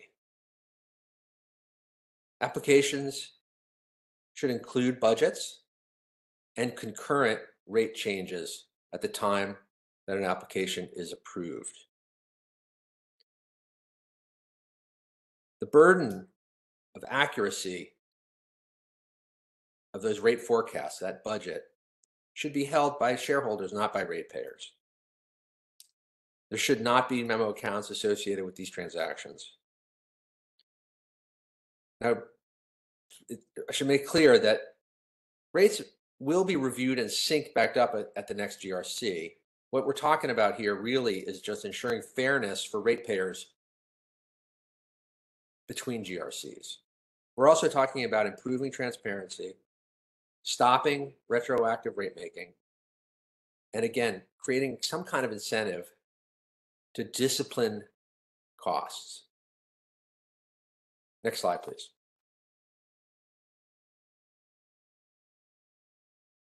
There's a few other additional elements that we've introduced as things that we hope the Commission will consider. One is feasibility plans for human right to water systems within 5 miles of a service area of a Class A IOU. In Workshop 1, we presented the map and the mapping system, which we are happy to make available to anyone. In Workshop 3, we showed how consolidation is part of Class A IOU's business plans. We just believe strongly that under an improved framework, failing systems need to go first. And we believe that these feasibility plans will help provide some answers about what's keeping sellers from selling, if that's what's happening. The revised framework should require specific ratepayer and public benefits. So achieving the human right to water is a very demonstrable public benefit. It's easy to see it. If you're buying a failing system, I don't think it'll be difficult to show that there's a huge public benefit to all Californians for securing what is a human right. General statements about economies of scale, on the other hand, are not easily demonstrated because, as far as we can tell at Cal Advocates, they don't exist.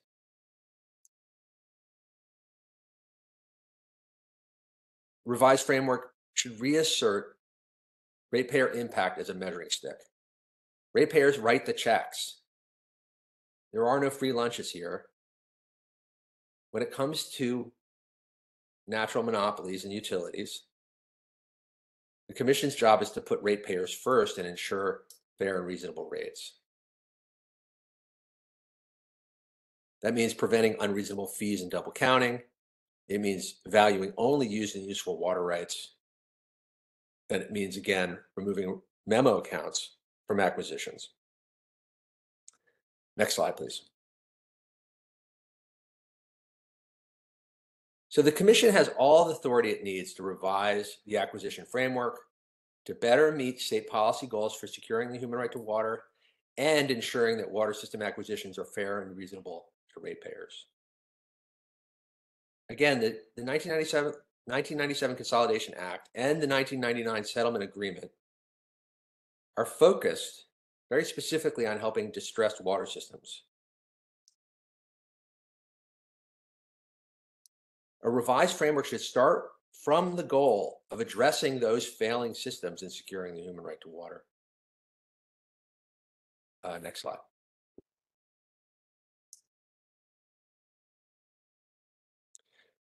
Oh, I think I'm missing one. Go back one. Thank you. So water utilities are natural monopolies. Ratepayers depend on the Commission to ensure just and reasonable rates. When Cal advocates sees consolidations with measurable, demonstrable ratepayer or public benefits, we don't protest. When it comes to a revised framework, it's the unfair prices that Class A IOUs are paying to acquire non-troubled systems that really are the problem. So what a framework needs to do is it needs to provide the data, because there is no substitute for deliberate and thoughtful decision-making based on complete independent data. There's no framework that's going to make that easier to do. It's always going to require some deliberation. So it's a matter of getting the correct, right, independent data in front of the Commission so they can make the best choice, the best decision about a fair and reasonable price. A clear revised acquisition framework that prioritizes distressed systems and reasserts the basic principles of utility rate making will reduce controversy, and it'll expedite these acquisitions. Okay, thank you. That concludes my remarks. All right. Thank you, Eddie, for your presentation on behalf of the public advocates and responding to the respective questions we have outlined throughout this proceeding. Next, we will welcome Lori Delquist, representing California Water Association, to the virtual stage. Lori, please take it away. Thank you very much. Thank you for the opportunity to present this afternoon. What I'd like to discuss here today are California American Water's proposed guidelines regarding water utility acquisitions. These guidelines reflect the positions that California Water Association has taken over the course of the proceeding, but they also include new ideas that California Water Association has developed and incorporated based on the information that it has obtained through the workshop process. The purpose of this is to be a comprehensive proposal addressing all of the issues that the Commission has raised in the scoping memo and all of the 17 questions that have been asked as part of the workshop process. And as you will see through my slides, we identify the specific questions that are addressed by each proposal. If you could move to the next slide. Here are the proposed objectives that California Water Association believes that the Commission should adopt to clarify the purpose of this proceeding. Indeed, it's important for the Commission to determine whether, as part of this proceeding, it seeks to encourage or discourage water utility acquisitions. CWA certainly believes that it is the Commission's obligation under the Public Water Systems Investment Act to encourage acquisitions of water utilities. We also believe that this rulemaking provides an opportunity to streamline and increase transparency, ensure that these transactions serve the public interest, maintain existing incentives under the Act, and also create additional incentives for the acquisition of small and at-risk water systems. If you could move to the next slide. Here I bring up again the Public Water Systems Investment and Consolidation Act of 1997, which Mr. Scher also referenced several times during his presentation. However, I will say, and we've mentioned this repeatedly in comments, that the plain language of the Act, as well as the legislative history of the Act, indicates that the legislature was not focused solely on acquisition of small troubled utilities. The legislature recognized the benefits associated with any type of acquisition of a smaller system by a larger system, whether or not that system was at risk or troubled. So again, it's important to keep in mind that this Act addresses incentives for multiple types of transactions. This Act also limits the discretion of the Commission. The Commission must comply with this Act when it develops the guidelines in this proceeding. And many of the suggestions recommended by Mr. Scher and by Cal advocates would actually result in the Commission violating this statute. If you could move to the next slide. All right. Here we've included definitions. I think it's important for, as we discuss all of these issues, that we're referring to the same thing. And I will give one example, which is the use of the term acquisition premium. Now, the Commission actually defined acquisition premium in the OIR, and it defined it as the amount by which the fair market value exceeds the RCNLD. However, throughout this proceeding, Cal Advocates has persisted in using a completely different definition of acquisition premium, which I think has the potential to create significant confusion. I think there are two other definitions here that are really important for us to agree upon, and that's what is defined as an at-risk system and what is defined as a small water system. Because I think these are the types of systems that everyone can agree deserve additional attention. CWA used the definition of at-risk system. It tied this to the State Water Resources Control Board Risk Assessment Program. And in particular, it would cover systems that have been identified as failing, at risk, or potentially at risk. Additionally, for small water systems, so we're all talking about the same thing, CWA recommends that the Commission use the definition that's included in the Health and Safety Code, which is systems serving fewer than 3,300 connections. So when I discuss future proposals and I mention at-risk or small systems, this is what I'm talking about. If you could move on to the next slide. This is the key issue of price and valuation, and this is where I need to caution that the proposals made by Cal Advocates would result in the Commission violating the 1997 Act. The 1997 Act is very clear as to how the fair market value is determined, and that is the purchase price between a willing seller and a willing buyer.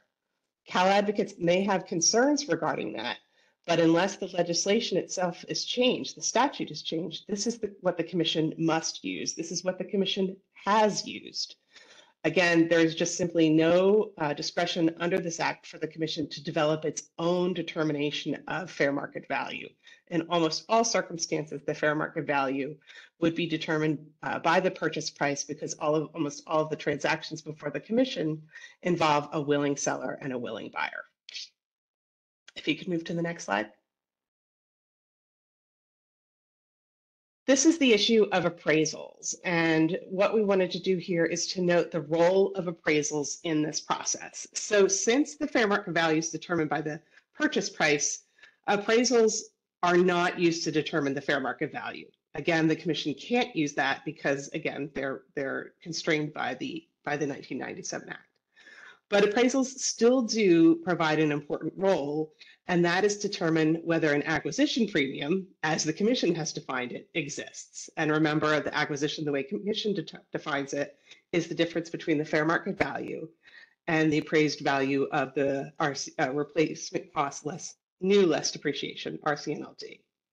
And if the fair market value, the purchase price, exceeds the RCNLD, then the Commission can determine whether it's appropriate to include this difference in rates if it finds they are fair and reasonable. So that's the role the the appraisal plays in this process. If you could move to the next slide. Now, It should be the slide that says appraisal requirements.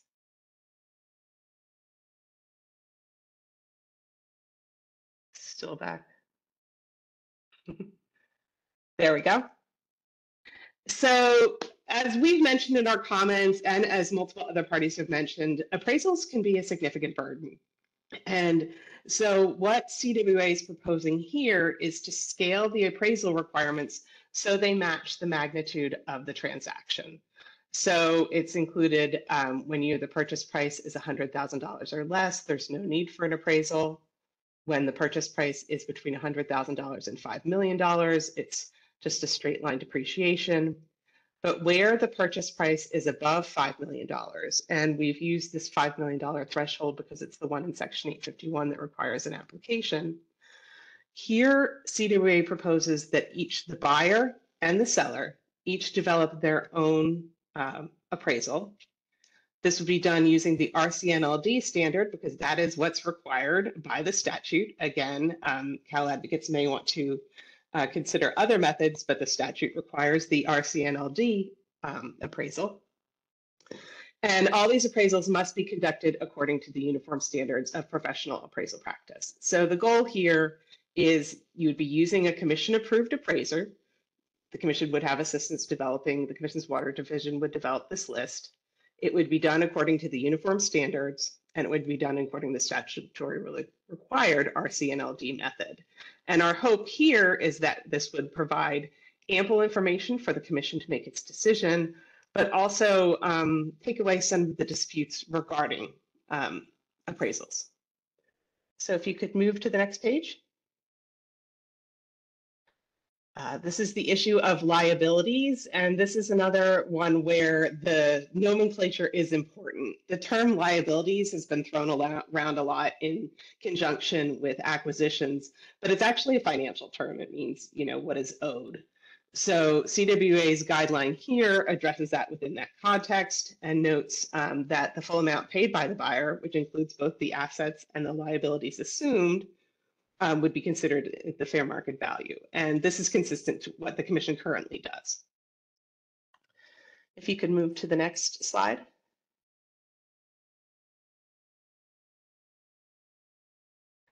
Here, CWA addresses this issue of deferred maintenance, which we know this is an issue of concern for the commission and certain parties and Cal advocates. So our goal through these guidelines are to provide information that's necessary to address whether or consider whether there are problems with deferred maintenance. So again, we're looking at transactions with a purchase price above $5 million, where you do have the RCNLD analysis performed by the professional appraiser. And here, in order to address this issue of deferred maintenance, the appraiser must consider the physical depreciation of the assets and all forms of obsolescence. That will give the commission the information that it needs. Now, if available, the applicant should include a list of the recommended, proposed, or required capital improvements, but I want to stress that may not always be available. You can certainly do significant due diligence, but based on record keeping or other issues associated with this system to be acquired, that list may not be able to be generated. So again, if it is, include it, but this can't be required.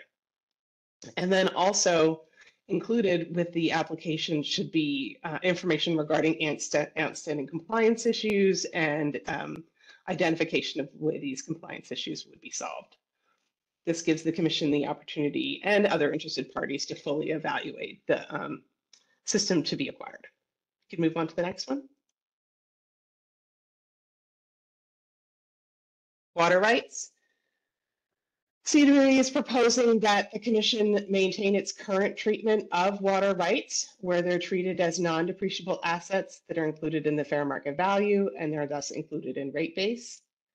However, in order to ensure that the commission has the information it needs to assess water rights, where the appraisal includes a value for water rights, not all systems will include that, and this value exceeds $1 million, we've included information that applicants must provide with their application. And if you could move to the next slide.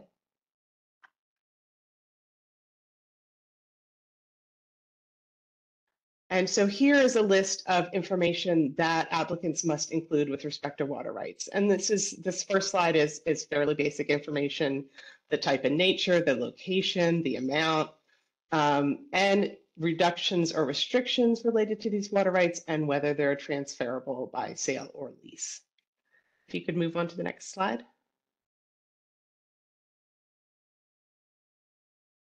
This is other information. You'll all have these slides, so I won't go through it item by item, but generally the information that's required here is information that allows the commission to determine how the value of the water rights was assessed.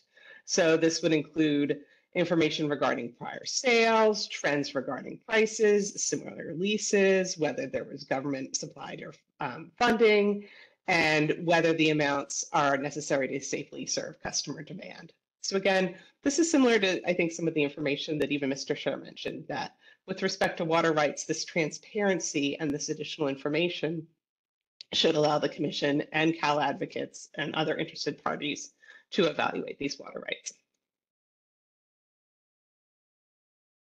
If you could move on to the next slide. Here we address questions 11 and 17, and this is how the commission will evaluate these types of transactions. We recommend that the commission continue its existing, continue to apply to the long-standing standard that it has applied, and that is the ratepayer indifference standard. So here, this requires a finding that there's no harm or adverse impact to customers. This standard is consistent with the 1997 Act, which recommends the benefits, or which recognizes the benefits of these types of transactions, encourages the commission to incentivize them. And here, the commission will have extensive information in order to make this evaluation. And if you could move to the next slide.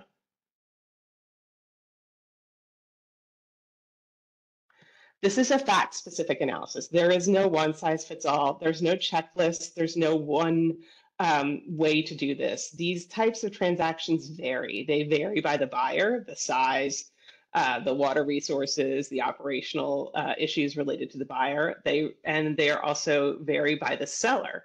Again, the size, any challenges that it may be facing. So again, this isn't a standard, this has to be a fact-specific analysis done by the commission, but the commission has the expertise to do this, and it has done this in the past.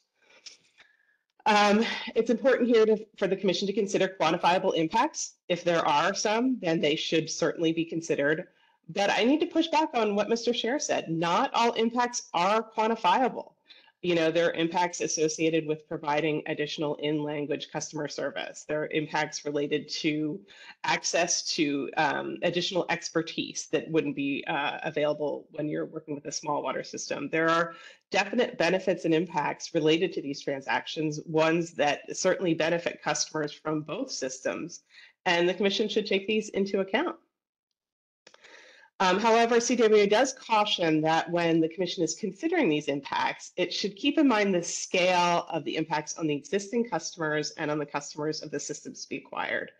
You may have, say, a transaction that has a very minimal financial impact on customers of the existing system, but a significant benefit for customers of the system to be acquired. And the commission should certainly take into account the difference between the scale of those impacts.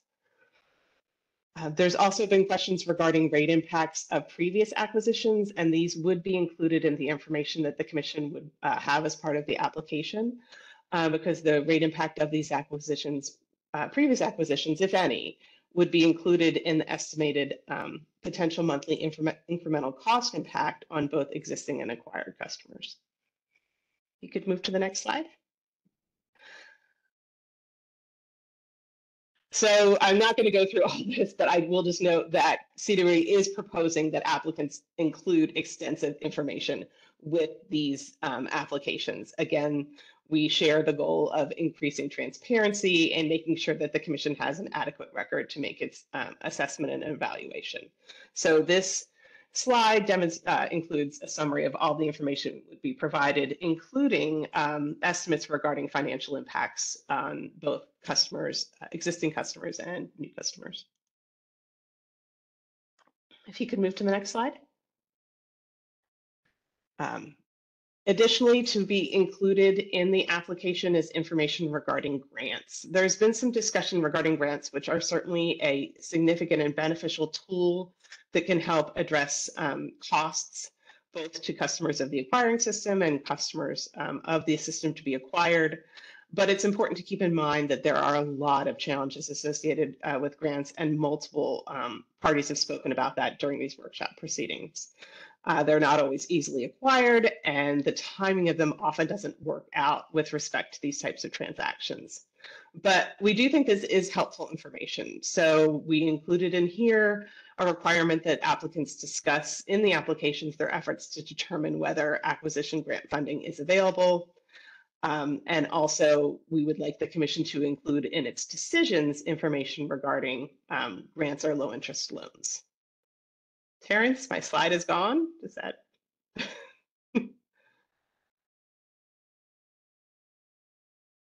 Sorry about that, Lori. Jacob, are you still there?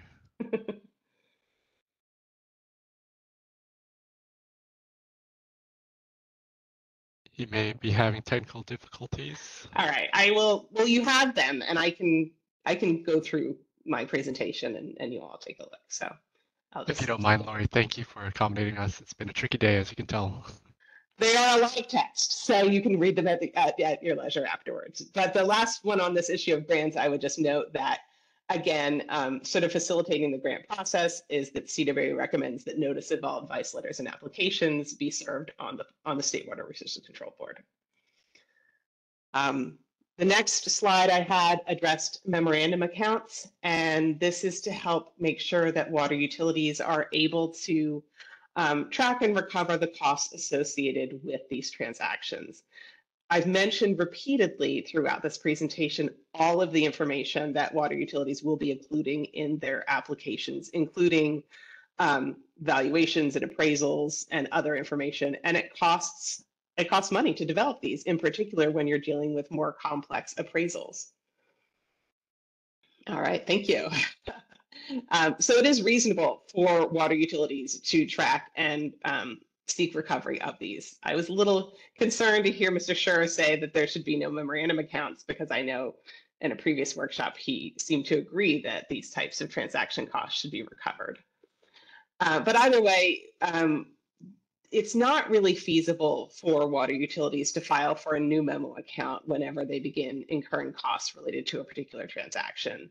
There may be sort of confidentiality issues associated with it. These types of transactions, the negotiations may take place over a long period of time. They may start and they may stop.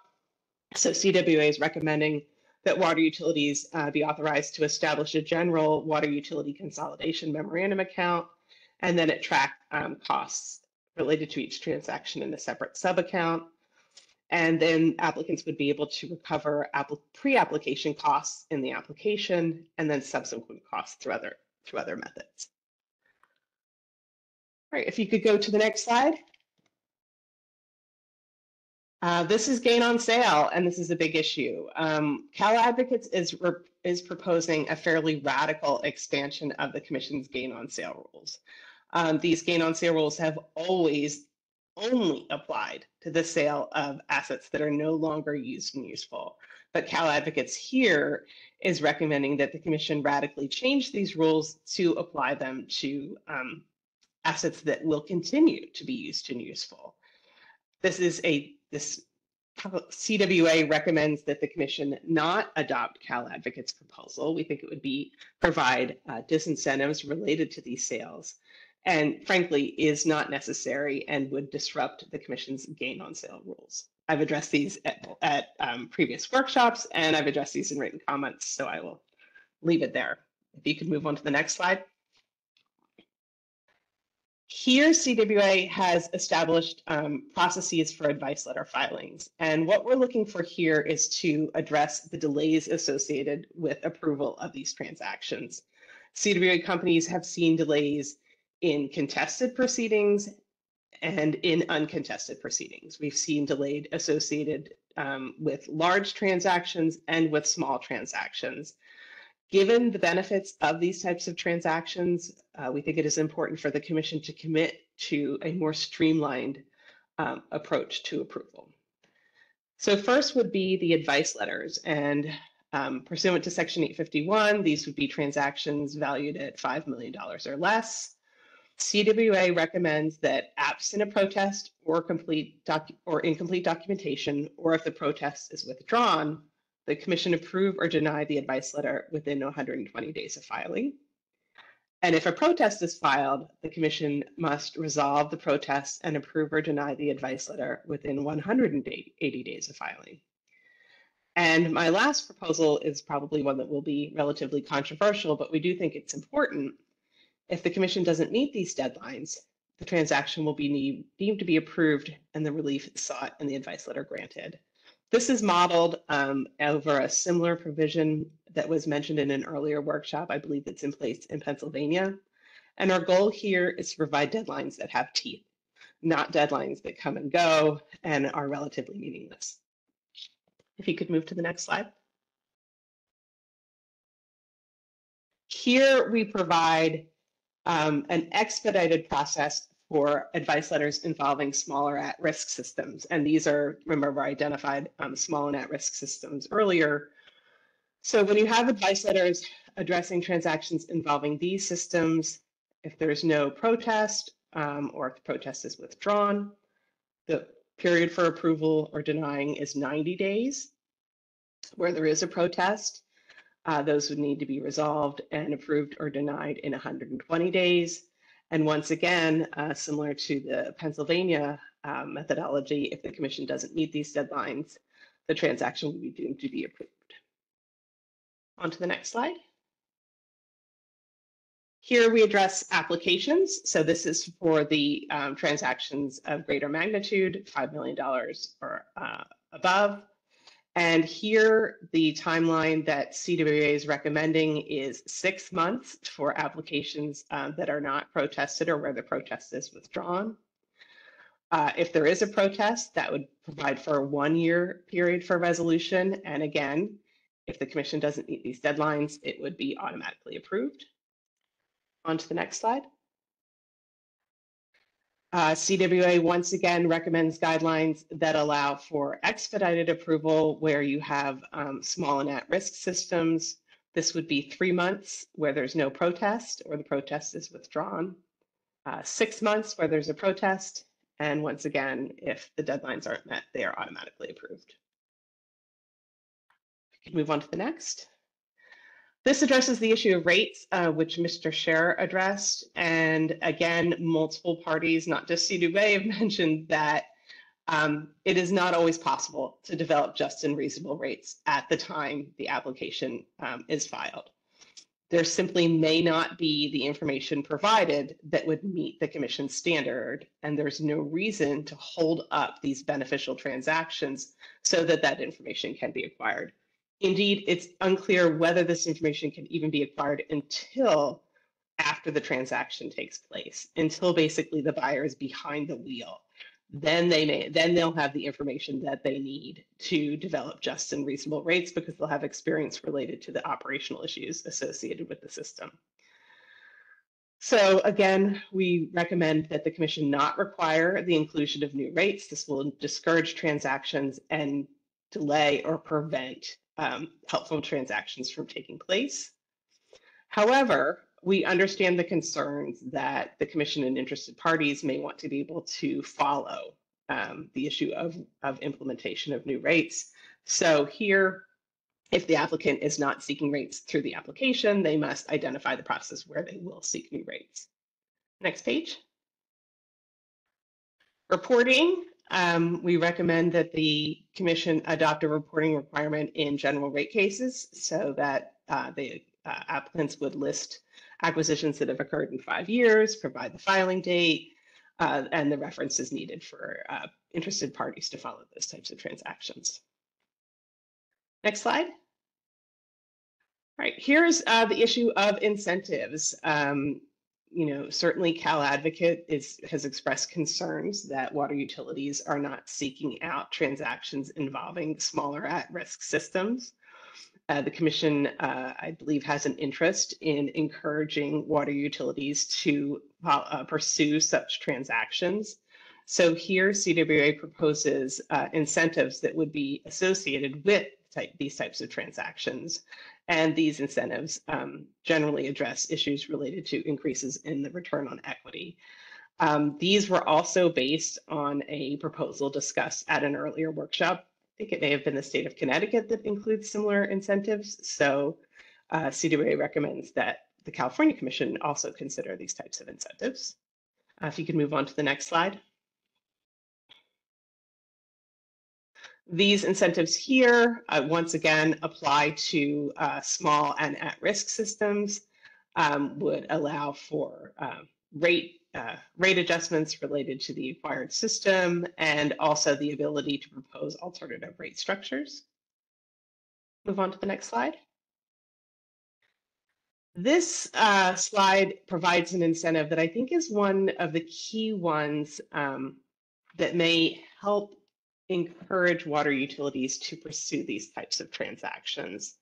There is a concern that for these small and at-risk systems, that the buyer becomes subject to violation notices basically on day one, the very first day it's operating the system. And what CWA is recommending here is a grace period, a 2-year grace period, where it would not receive notices of violations of the standards under General Order 103, and the ability to seek an extension of the grace period for good cause. Next slide. And then this one, this slide just addresses the existing incentives that were adopted under the 1999 decision, which CWA believes should be continued. Next slide. Here we address the issue that was brought up in question 5, which is coordination with the State Water Resources Control Board. We think there's a lot of opportunities to provide benefits to the company and to potential customers, small troubled systems, if the coordination is increased between the Commission and the State Board. And CWA believes that the best way to do this is through the existing Memorandum of Understanding. CWA recommends that the Commission commit to updating the MOU to address coordination regarding grants and water consolidation specifically, and that this coordination involve regular meetings, a process to educate the staff of both agencies. This is something that CWA member companies have experienced, where in particular the staff at the State Board is not always familiar with investor-owned water utilities, and that may cause delays or hesitancy regarding grants or other things. And then, of course, a proposal to streamline and streamline and expedite the grant process, because these will allow that, in particular, the rate savings benefits of grants to be realized more effectively in association with transactions. If you could move to the next slide. Here, this is CWA's proposal regarding coordination with the State Board. Similar to some of the similar themes addressed in the MOU, grant funding issues, in particular consultation. It would certainly be helpful for water utilities considering an acquisition to consult with the board to determine whether there may be grant funding available that may make the transaction more likely to occur. We would also like to see a commitment from the Commission to create a position within the Water Division that would work with the State Board to facilitate consolidation. And lastly, here, tandem processes between the Commission and the Board. There's similar processes related to grants, but there's also processes, sort of tandem processes currently going on when the Commission approves the transaction, but the Board must also say approve the transfer of the permit. Extensive information is required by both agencies, and the information is similar, but not necessarily the same. I think the goals of both agencies are similar. And so if they could standardize the information, again, this would make these types of transactions more efficient and more attractive. If you could move on to the next slide. This is similar to the incentive that I mentioned related to General Order 103, but this one is related to the board. Here, CWA would recommend that the Commission work with the State Board so that when a water utility purchases a smaller at-risk system, it will be granted a 2-year violation from receiving notices of violation or compliance orders. Again, as I've mentioned, I do believe this is one of the biggest concerns or one of the things that may prevent water utilities from actively pursuing acquisition of small troubled systems. So I think this would be an important incentive and something that we recommend the commission works on with the board. The next slide. This addresses question 3, which is Native American tribes. To the best of my knowledge, I don't think that any Native American tribes have participated in this proceeding, but CWA does recommend that water utilities are required. Water utilities that neighbor Native American tribal lands should offer mutual assistance agreements to the Native American tribe water providers to ensure access to safe and reliable service.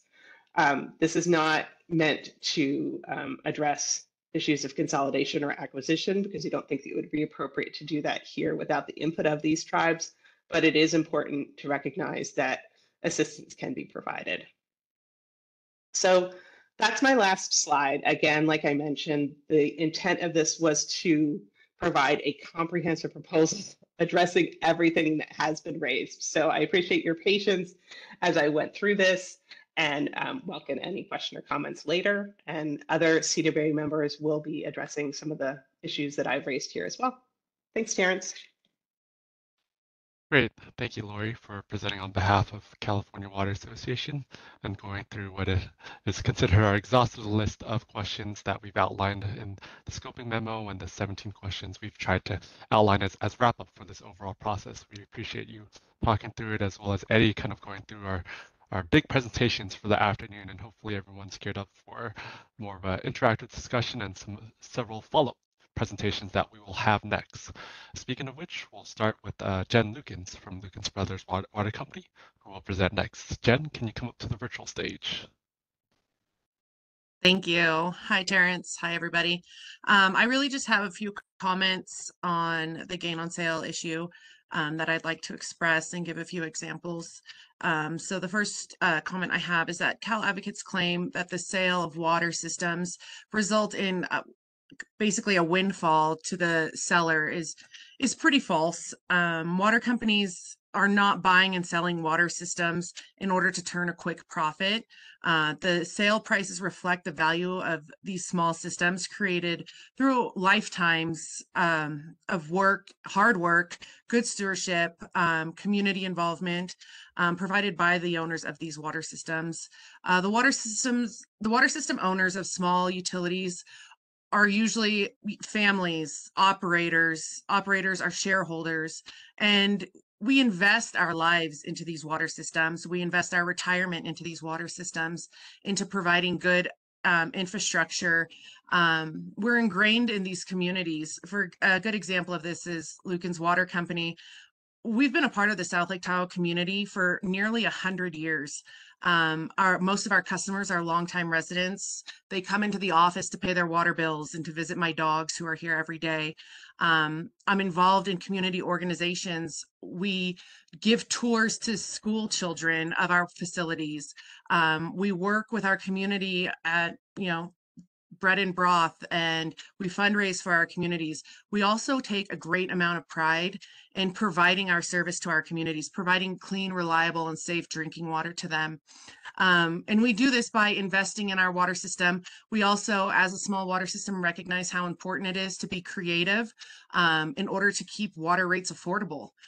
We do a lot of work getting grant funds. We do a lot of work not just through the SRF program, but up here in Tahoe, we use the Forest Service pass-through funds for fire infrastructure. We also do, personal loans in order to do infrastructure projects. I think it's also important to discuss that Cal Advocates' proposal to expand application on the gain of sale rules would make it even more difficult for small water systems to sell their systems. Requiring these small water systems to allocate a gain on sale amount would mean that the sellers would need to increase the sale price of their systems in order to reserve funds for subsequently paying for the gain of the sale of allocation. this makes it difficult for small water systems to find a buyer, and it prevents customers of these systems from getting the benefit or the relief from consolidation. And this is involved with, the rates and the sale. And I feel like it's very counterproductive to the statewide efforts for consolidating a lot of these small water systems. The gain on the sale might cause the owners of the utilities to eventually price themselves out of consolidation. And then I think it's very important for us to realize and to, step out of the box and look at each small water system individually, and not just categorize all small water systems as East Pasadena's. We're not all East Pasadena's. The Cal Advocates proposal to expand the application of the gain of sale rules appears to be based on the single example of East Pasadena. In that case, the seller had owned and operated that system for 100 years, but the gain realized from that transaction is not normal. The majority of the sales of CPUC regulated utilities are for small systems. In the last 10 years, there were 11 sales of CPUC regulated systems, and only 2 of those were Class B systems sized like East Pasadena. The rest of them were all C's and D's.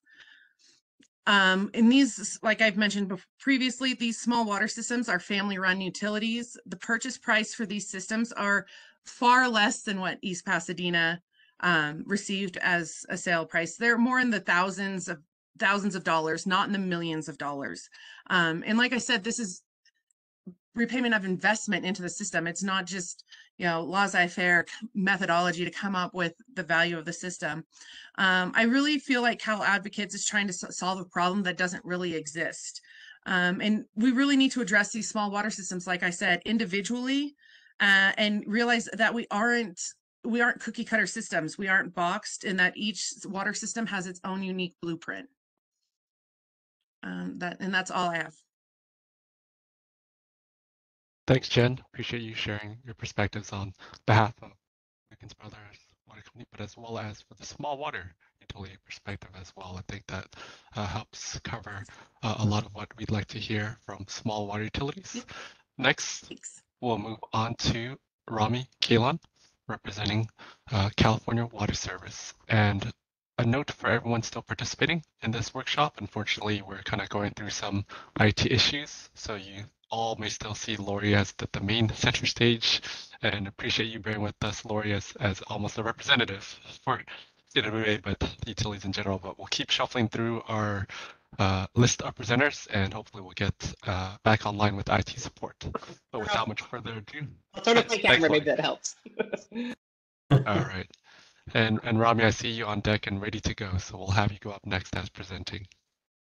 All right, good afternoon. Thank you, everyone. This is Rami Kalon with California Water Service. Since this rulemaking was first opened, and I don't have a presentation today, so you're just going to have to listen to me chat for about 10 minutes. Since this rulemaking was first opened, I've been asking myself the question, does the Commission want to make it harder or easier for water utilities to make acquisitions? To me, this is the threshold question that frankly needs an answer. Collectively, we should strive to streamline the acquisitions process and avoid erecting any barriers that make acquisitions more difficult than they already are. The purpose of this rulemaking, as we've heard from other speakers, was to, quote, create an updated framework to guide future water utility acquisitions. The existing framework was first established in 1999, and the Commission has never not been able to decide any acquisition application or advice letter which comes before it, including determining price and customer impacts. I would argue the Commission has been deliberate and thoughtful in its approach on assessing these acquisitions. And while it may have taken longer to resolve some cases, because no two cases are ever alike, timelines are already in place for responding to such requests.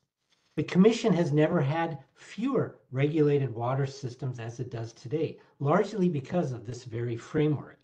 I think the number is probably less than 80 Class C and D utilities left, but since the framework was first established, the Commission, through its own regulations plus legislative initiatives, has even more rules and guidelines to inform its decision-making. I think it's important to quickly review those. In 1995, we had the Water Utility Infrastructure Act that added PU Code 789-790 that allows for the reinvestment of proceeds from real property into new utility plant. 1997, we all have heard about the Public Water System Investment and Consolidation Act, which essentially sought to achieve economies of scale in public water systems by recognizing increasing amounts of capital needed to finance investment. And of course, in 1999, we have the framework that we're talking about today. You know, what was interesting about that framework is that it set forth acquisitions and mergers of public utilities, acquisitions of inadequately operated and maintained small water systems, as well as acquisition of mutual and publicly owned water systems. So it broke those three out. 2006, that was followed by the gain of sale rules adopted by a commission decision, and for a plant that is no longer used and useful. And you know, it's interesting, most of those gains that occur get allocated to the ratepayers according to those rules. 2020, we had enhanced minimum data requirements to streamline consolidation applications. 2021, AB 1250, Consolidation for Safe Drinking Water Act, essentially set forth timelines for the consolidation of small community water systems. And then lastly, General Order 103, which essentially established a general order to make permanent a pilot program for utility transactions, including an advice letter process for transactions under 5 million, and there was a 120-day timeline for resolution. So with all these legislative and commission initiatives, the rules and requirements have never been more clear and prescriptive than they are today. But we can always make things better, and I support the CWA proposal because it does just that.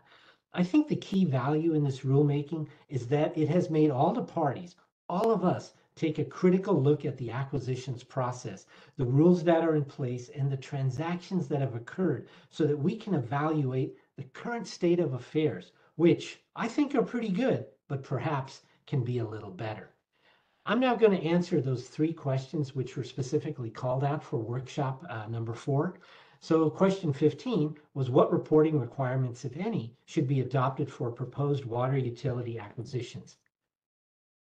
My answer to that is no additional reporting requirements are needed, as either an advice letter or an application is filed for every acquisition, including those of mutual and publicly owned water systems. The Commission has full knowledge of acquisitions. Plus, both applications and advice letters are served on local LAFCOs, as we heard this morning, as well as to neighboring water agencies and municipalities. The second question, question 16, is what schedule and framework would best achieve the timely goal of resolutions of acquisitions while affording the Commission adequate time for deliberation on the issues scoped in the water utility acquisitions? So my answer to that is the Commission in D99-10064, or the framework, adopted a settlement that set forth a 245-day schedule for completing consolidation applications generally, and 100 days for inadequately operated and maintained small water systems. The agreement also noted that the Commission approval is not a requirement for a private water utility to acquire a publicly owned water system, but only for the approval of any long-term financing involved in the acquisition. And more recently, the Commission issued D20-04-003 adopting MDRs, and the decision also finds in reference to the framework decision that, quote, the current Commission consolidation guidance is old, but not outdated. The decision makes no changes to timelines adopted in the original framework. The Consolidation for Safe Drinking Water Act of 2021 for acquisitions involving small community water systems and state smalls requires that starting January 2022, the Commission is required to approve or deny proposed application within 12 months if the water system being acquired has consistently failed to provide safe drinking water and has been identified as a failing system by the State Water Resources Control Board. So consistent with General Order 173, an advice letter may be filed for approval instead if the water system is valued at 5 million or less, which most of them are, and the Commission is required to approve or deny such an advice letter within 180 days of its filing with this new statute. CWA proposal offers an even quicker process where there exists a human right to water violation 90 days if it's unprotested, and 120 days if there's a protest, along with an automatic approval process if these dates slip. Cal Water supports this sensible approach when dealing with water systems that pose a threat to human health and safety. But if the Commission is still not satisfied with the current processing times, the Commission may also wish to consider augmenting its staff to assist with the disposition of those filings, allowing automatic approval of acquisition advice letters if they're not disposed of within the existing timelines. For example, a Tier 2 advice letter becomes effective after 30 days if it's unprotested and the industry division has not suspended it.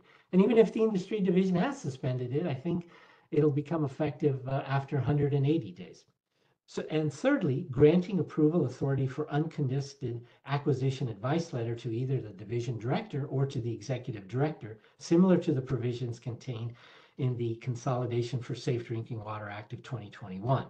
Any of these measures will assist the Commission in meeting existing established guidelines. And I'm here at the last question. How should the Commission evaluate investor-owned water utility acquisitions of mutual and municipal water systems? So the answer is Cal Water has had recent success in obtaining Commission authorization for the acquisition of non-controversial small water systems through the Tier 2 advice letter process. The Commission should explore applying that process or a similar one to the acquisitions of other small water systems, whether they're inadequately owned or operated. Current procedures appear to allow for a Tier 2 approval for the following types of service area map extensions if there is or will be adequate water and no or minimal financial impact to current customers. Through a main extension, if an area is additional and contiguous within 2,000 feet, if the additional service area is within a city which a company already serves, or the acquisition of a mutual or municipal water system. Since 2019, Cal Water has received Commission approval for 4 acquisitions expansions through the Tier 2 advice letter process, with the Water Division processing times that range for less than 1.5 months to just over 3 months, and that case involved a resolution. Some key elements of these transactions are that the asset purchase prices were de minimis, right? They were consolidated with and were within reasonable range of an existing rate-making area, and that the new customers received existing Cal Water rates. In addition, Cal Water proposed, and Cal advocates did not oppose, that modest additional infrastructure needs be addressed in a subsequent rate case, or in one case be offset by the cancellation of a planned capital project. Cal Water was able to accomplish this because both the Water Division and Cal advocates took a common sense approach. They did not require an appraisal or any of the other elements of the MDR requirements, and because they weren't considered relevant for these small, straightforward transactions, nor did they issue extensive data requests on tangential issues. While this rulemaking is focused on rules of general applicability, the extent to which Commission staff, whether that be the Water Division or Cal advocates, can facilitate or create barriers to acquisitions should not be underestimated. The Commission should explore how to harness the advice letter process and encourage the efficient use of its resources. An updated framework embracing the use of the advice letter process would be a significant step forward. For example, one of the essential components of a good candidate for a timely advice letter processing is the lack of an immediate financial impact, or just a minimal one, to existing customers. So if grants are not available or insufficient, the Commission could allow some infrastructure improvements to be addressed in a nearby district's GRC, and other infrastructure improvements could be tracked in a memorandum account, which we believe we need for ladder Tier 2 amortization across multiple districts, thereby spreading the burden across more customers. Other possibilities could involve a variation of these approaches referenced in D99-10-064, rather than limiting customer rates to those of either the acquiring utility or to the acquired system. The Commission could also allow rates to increase by the CPIU or by a rate of return equal to a Class C or D utility to subsidize an acquisition. And of course, General Order 173, which I earlier mentioned, that's another process that lays out an advice letter process for transactions under $5 million and 120 days for completion. But to achieve the goals of the rulemaking, the commission would need to waive the requirement that no significant physical or operational changes occur as a result of the transaction. Commission would also need to modify the provision in GO 173 that prohibits a transaction from having a material impact on rate base or rates. Alternately, the commission could prohibit an immediate impact, but acknowledge that a future material impact must be considered in a GRC or through a memorandum account. So I'm about to wrap up here. Each acquisition has its unique challenges, but water utilities are uniquely able to pursue creative solutions to balance the needs of all stakeholders, unless and until the commission sends a clear signal to water utilities as well as its staff that creative solutions will be considered and supported when reasonable. The record developed in this rulemaking thus far demonstrates that the commission has in place rules and procedures to handle any acquisition proposal presented. Even in unique circumstances, the commission has not shied away from acting on all acquisition requests placed before it. The proposal put forth by CWA offers some enhancements to these rules and addresses concerns raised by the parties regarding appraisals, impact to customers, and the timeliness of acquisitions. More incentives and fewer barriers to acquisitions can only build upon the Commission's already envious consolidation record and answer the question I posed at the start of my talk. And I hope that answer is to make acquisitions easier to do. Thank you. All right. Thank you, Rami, for informing us with those perspectives and really touching on your experience and the collective gatherings here. We'd like to continue on with our agenda and go next to Dawn White, who I believe has 2 visual slides, and I'll pass the baton over to Dawn for her presentation next.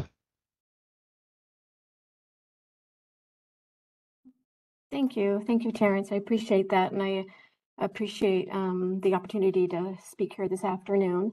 I am going to make a couple of comments sort of supporting a couple of points in Lori's presentation using some case studies. And so I've got 2 slides, one for each of them that I can do. So if you want to go to the first slide, 3 pictures, and I wanted to share a little bit of what the before looks like on a couple of these consolidation projects. So Golden State Water Company acquired the Robin system in Sutter County about a year and a half ago, May 2022. The community is severely disadvantaged. We paid $1,000 for the system, basically nominal. And the system is on the state's human right to water list with arsenic, among other things, in the groundwater at very high levels. So the improvements that we are working on include a new well and treatment plant. So replacing all this infrastructure, eventually that tank as well. And in the meanwhile, we're providing bottled water that is funded through a grant.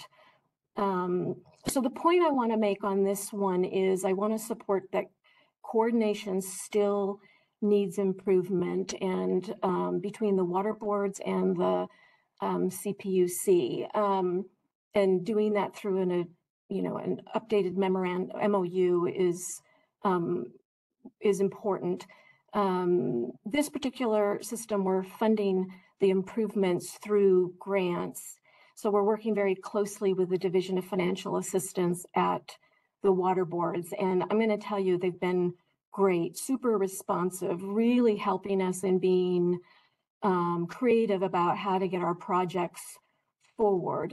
Still, it takes a while. We completed our funding application earlier this year in January 2023. We were notified over the summer verbally that our project qualified for the expedited program, which we were really happy to hear about. We got the letter in September. We're just about, I understand where a funding agreement is imminent. So, even with all of this work and being in this expedited process, we're still talking a good year between complete application and an actual funding agreement. So it's not as long as some projects are, but it still is long enough when you're trying to get these systems up to speed. The two biggest challenges were we had to renegotiate an assumption agreement. We had to take over a responsibility for a funding agreement that Sutter County already had in place. And while we understood and were willing to do that, the back and forth that it required was significant. The other part of that is that we got numerous questions and conditions about the role of the CPUC, spent several months going back and forth. And so while I appreciate staff's commitment and really helping us through this, more coordination between the two agencies probably would have saved us several months and allowed us to get, construction started in the system back into compliance. So that's Robbins, 94 connections. The most recent one is our next slide. This is the former Crescent Bay Improvement Company in Lake County. We've retitled it South Shore because it's also part of a potential regional consolidation project of some additional small, tiny systems and individual self-supplied users. The area is also disadvantaged. We acquired them just this year. Again, $1,000. They were on the human right to water list. The source of the water is Clear Lake, and it is very, very difficult to treat. The system has been out of compliance with the disinfection byproducts as well as turbidity for a long time. The plant, I said, is very difficult to operate, and in fact, the previous operators, the couple that ran the company and operated the plant, hadn't been able to find backup help in 4.5 years, which means that they couldn't together leave town for more than a day, because they had commitments to the plant. It required, backwashing multiple times a day. So it was just very onerous for them. So they were really, as we started working with them, and they were very, very anxious for Golden State to take over their system. We filed an advice letter in December of 2022 and didn't get approval until July 13th of this year. So even though it was a pretty simple, straightforward acquisition, it still took longer than this community wanted it to.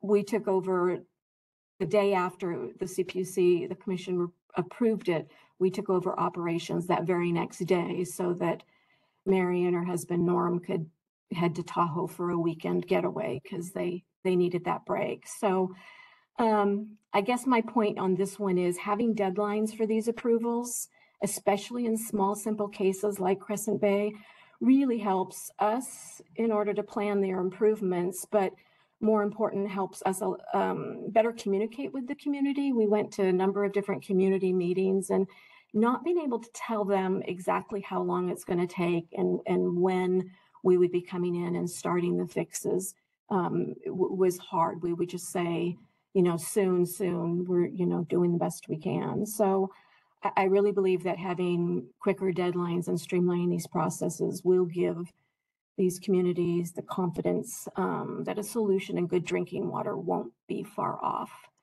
And those are my 2 points. Thank you very much for letting me speak. Great. Thank you, Dawn. Appreciate you sharing your perspectives on the most recent acquisitions by Golden State Water and the challenges faced there.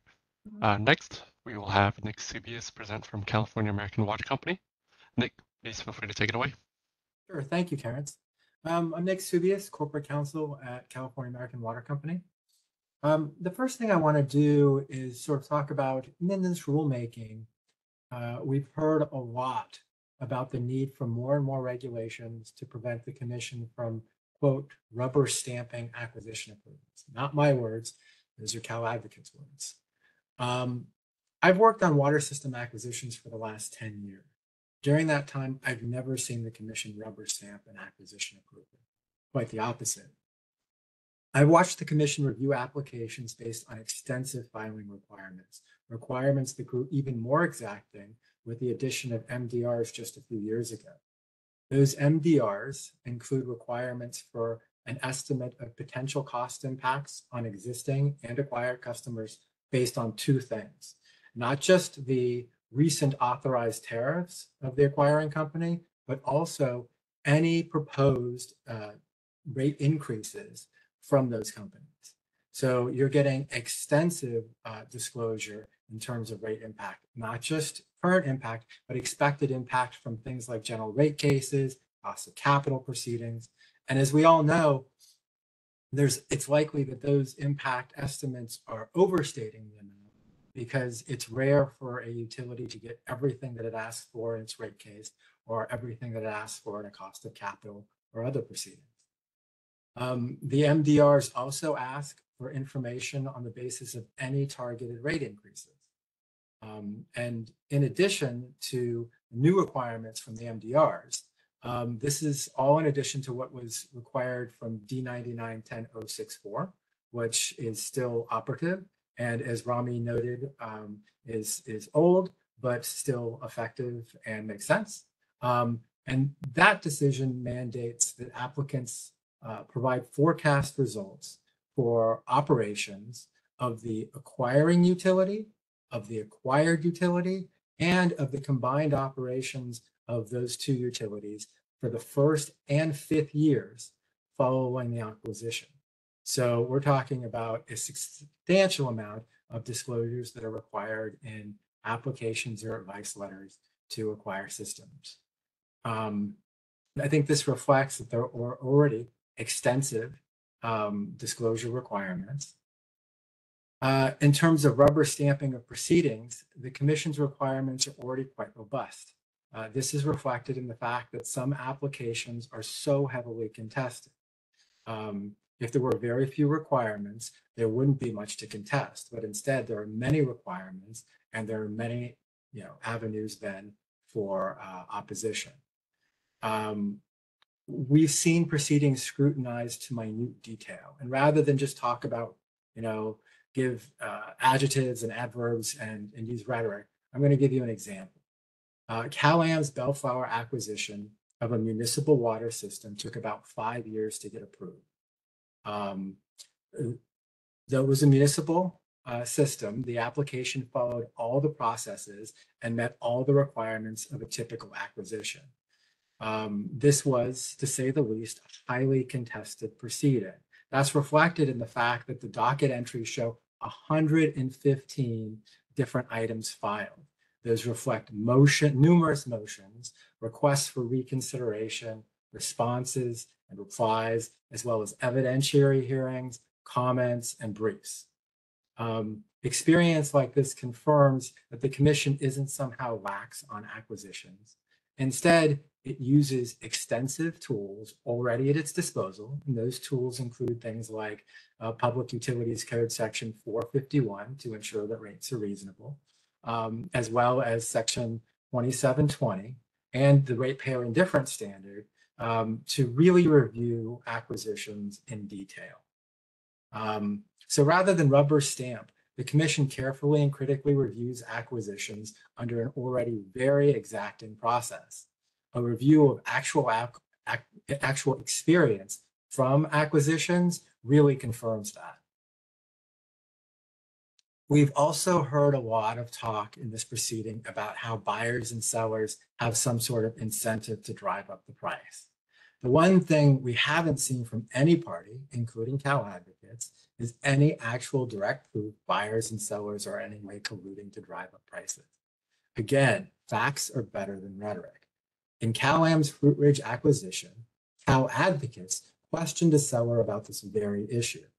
And that testimony under oath tells a very different story. There, the seller described to Cal advocates how Cal-Am approached the seller all the way back in 2008. Over the next decade, Cal-Am made multiple offers, according to the seller, somewhere between 5 and 10 offers, the seller estimated. In addition, another utility also made an offer to that seller. The seller would not accept any of those offers because he deemed them too low. The seller also testified that he set his price based on the amount he, quote, needed to be able to reinvest and earn so that he could earn a similar rate of return in other kinds of investments to what he was already earning off of his operation of the utility. This is how acquisitions really work. It took nearly a decade of negotiation and multiple offers to reach the agreement. If Cal Advocate's simplistic theory were correct, Cal-Am would have reached the deal back in 2008. That's not what happened. It took a lot of negotiation and a lot of work in order for it to happen a decade later. Similarly, most acquisition purchase prices are well below the replacement cost new west depreciation evaluations. Just take a look at Cal-Am's acquisition of the East Pasadena system. The appraisal from Cal-Am's appraiser was $42.9 million. Cal Advocate's own valuation came in at $38.5 million, but the purchase price was substantially less than that at $34 million. If Cal Advocate's theory were right, all acquisition purchase prices would be at the full appraisal amount. But the truth is, very few of them are. Again, these are facts and not theory. Unfortunately, the commission review process for acquisitions often gets bogged down. Part of this may result from having to address the same failed arguments over and over again. When I first started working on water system acquisitions, Cal Advocates would make the same argument. It would assert that under Section 2720, water distribution should be interpreted narrowly so that only the value of assets such as water mains and booster pump stations could go into the rate base for the acquired system. When we ask, well, what about the wells? What about water treatment and things like that? Cal Advocates said that's not part of the distribution system, and it didn't think that those assets should go into the rate base for the acquired system. This didn't make any sense. So we fought it over and over. We had to address it in briefing. We had to address it at evidentiary hearings, and the commission had to address it in decisions. Finally, Cal Advocates stopped making that argument, but after wasting everybody's time over and over.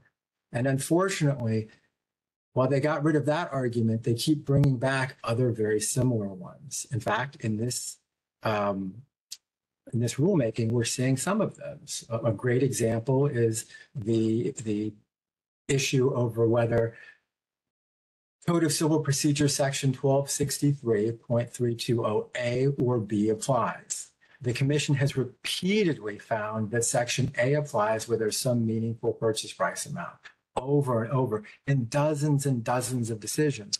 But nonetheless, we still get the argument to be made. It has to be addressed in briefing, has to be addressed at hearings, and the commission has to address it at decisions. And this is even given the fact that the legislative history is very clear that the legislature intended for 1263.320A to apply and for the purchase price to be the fair market value. So nonetheless, here we are addressing the same issue over and over. Proceedings would go faster if we didn't have to do that. And speaking of prices and giving examples, same thing happens with regard to this discussion of skyrocketing utility prices. Using apples to oranges comparisons, what we've been told is that the prices are going up and up and up. A careful review of the facts shows something different. And let me give you an example. Just last month, actually just a few weeks ago, Cal-Am filed its advice letter 1416-A to acquire a 318 connection system for $1.6 million. That comes out to $5,031 per connection.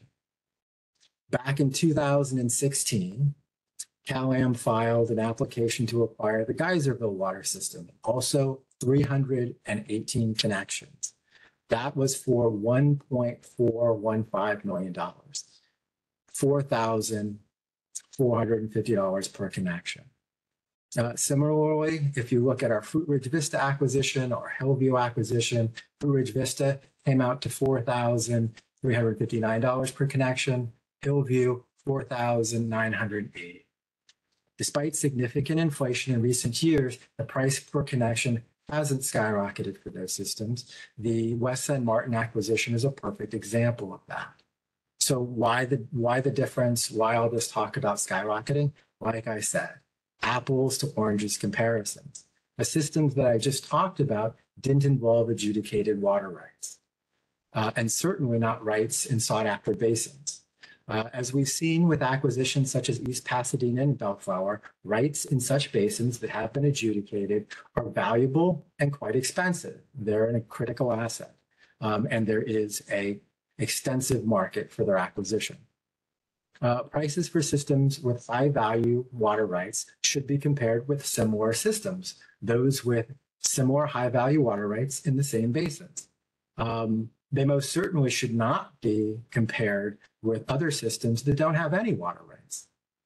And speaking of water rights, both D9910-064, Appendix D, and D20-08-047, which includes the new minimum data requirements for water system acquisitions, do not specifically provide any MDRs for water rights. So as Lori alluded to earlier, as is part of CWA's proposal, it would be to adopt a pretty extensive set of MDR requirements for water rights. That would provide the commission with substantial information in order to assess the value of the water rights, especially, and as Lori noted, that's for systems where the water rights comprise, I believe it's over $1 million of the acquisition price. But it would give the commission the opportunity to really review and have sufficient information to consider the value of those rights relative to the acquisition. So those are the comments I have to offer. I look forward to any questions that you all may have, and appreciate the opportunity to speak today. All right. Thank you, Nick, for providing those comments and sharing some of your most recent experiences as well as your long experiences with the acquisitions. Next, to round out our group of afternoon presenters, we have Paul Goodman from the Center for Accessible Technology. Paul, please take the virtual stage. Thank you. I'll try to be brief. I want to start by mentioning several of the IOUs have cited the legislative history of statutes. And as former Commissioner Catherine Sandoval used to always say, that's great. That's not the law. That's not what the statute says. The commission is bound by the statute, not by legislative history. And it's interesting that CWA says, oh, you have to consider the legislative history of 2019, but other than that, the commission is bound only by the language in the rest of the statutes. So one section is subject to statutory interpretation, the others are not. I just want to start with that. I should mention, as I've said before in previous workshops, I'm an antitrust practitioner who got involved in water policy rather than a water policy practitioner who got involved in antitrust, and that necessarily informs my perspective. I have what I sort of think of as coming in not knowing a lot of water policy person who suddenly learned far more water policy than they actually meant, which is fun. A few things I want to address really is, it's interesting that the IOUs frame their analysis as straightforward policy analysis, but if you look at subtext, one of the IOU's major concerns is not valuation or rate impacts, but the timing of the commission's acquisition inquiry. For example, IOUs have consistently been opposed to saying, oh, we have to estimate repair upgrade costs or estimate what the rates are going to be. They consistently opposed evaluating rate impacts outside of a general rate case. And so I think what that amounts to is the IOUs seem concerned that rather than being able to bury costs or work out rates in a large general rate case, that the commission could actually look at those specifically in a specific proceeding where both the commission and organizations like C4AT have a lot more resources and the ability to respond. The second is, I had to modify the statement. Until today, IOUs have consistently sidestepped the concern that buyers and sellers have an incentive to set a purchase price as high as possible. And Cal American Water has provided 2 examples where the purchase price was below valuation and somehow generalized the results of those examples to all acquisitions, which is just not good logic. And one thing that has consistently concerned me is that IOUs say, oh, we can't estimate future repair or upgrade costs. We can't estimate rates. I would say that's an inaccurate statement. More accurate statement is that IOUs aren't properly incentivized to estimate those costs and those rates. As an example, I want to talk about something outside the water context, which is Frontier Communications' 2015 purchase of Verizon's wireline infrastructure. In that proceeding, Verizon provided Frontier with a list of all its infrastructure at a really small level of detail. Like this, their list basically described not only the physical location and condition of equipment, but provided model and serial numbers for that equipment. And once the merger closed, Frontier discovered that that list was wildly inaccurate, that some equipment Verizon claimed didn't, that equipment was in different places than they said it was, and that the infrastructure was basically in very, very bad shape. And the results for Frontier were punishing. In its first year after the merger, Frontier lost $262 million.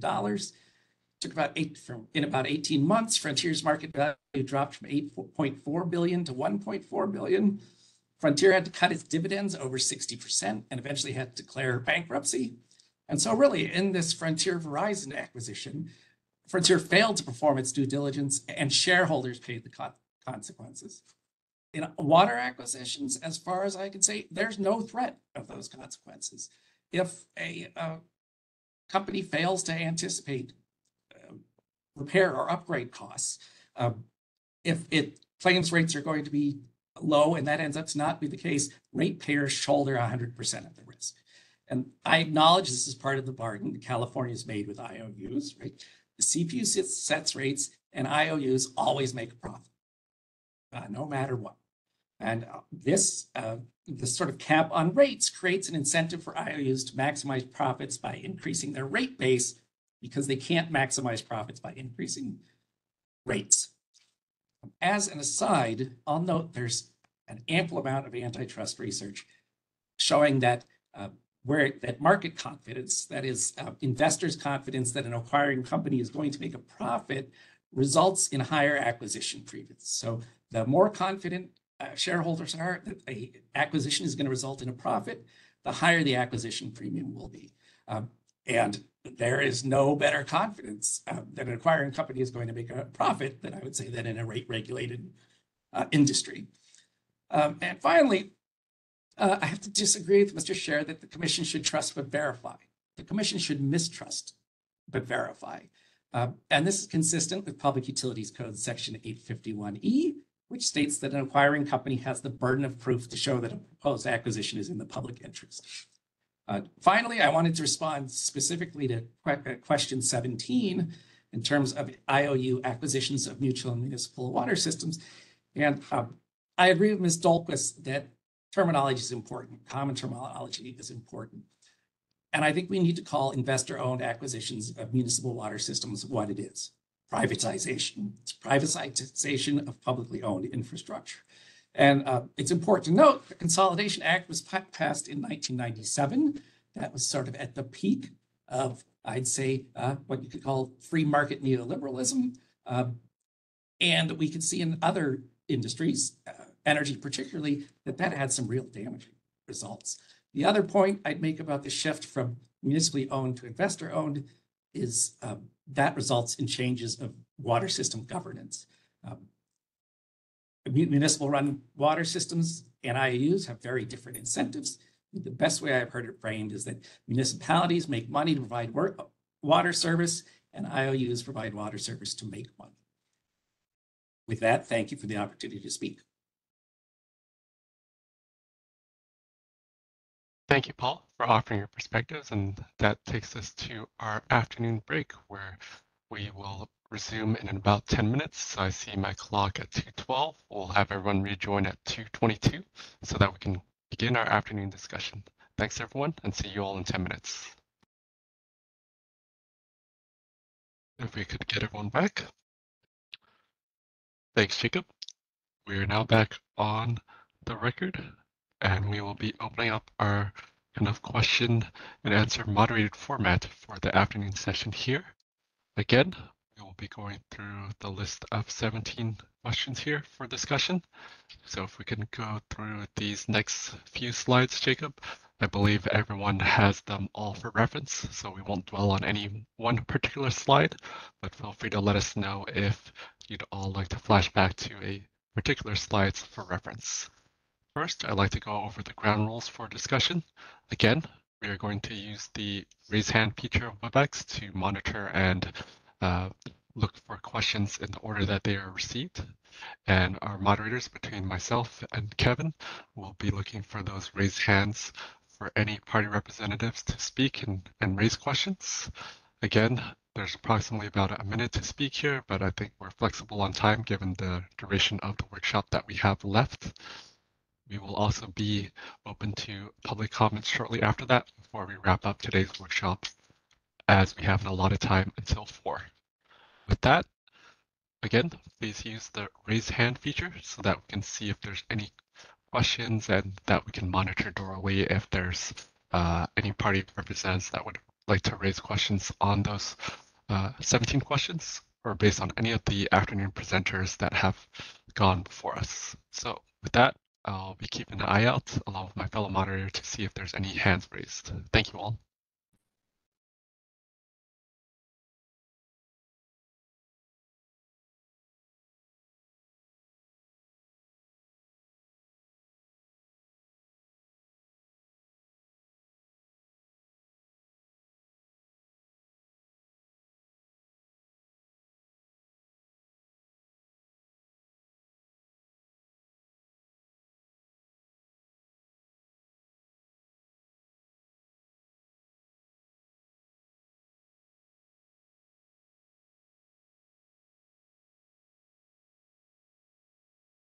All right, I see Lori's hand raised first. Always have my hand raised first. This is a question for Nick Subius, based on some discussions that he made regarding the transactions he was involved in. I think, Nick, you made a comment regarding purchase price being below appraised value, and I think you used 2 examples. But I know you've been involved with more than 2 transactions. What's your experience regarding that type of circumstance? Sure, Lori. I appreciate that. My experience has been that when I think back, I have never been involved in one where the purchase price was at or in excess of the appraised value. They have all been somewhat below, some of them significantly below the appraised value, the RCNLP appraised value. So the 2 examples I gave are not outliers. They are basically what my experience has been with the acquisitions I've worked on.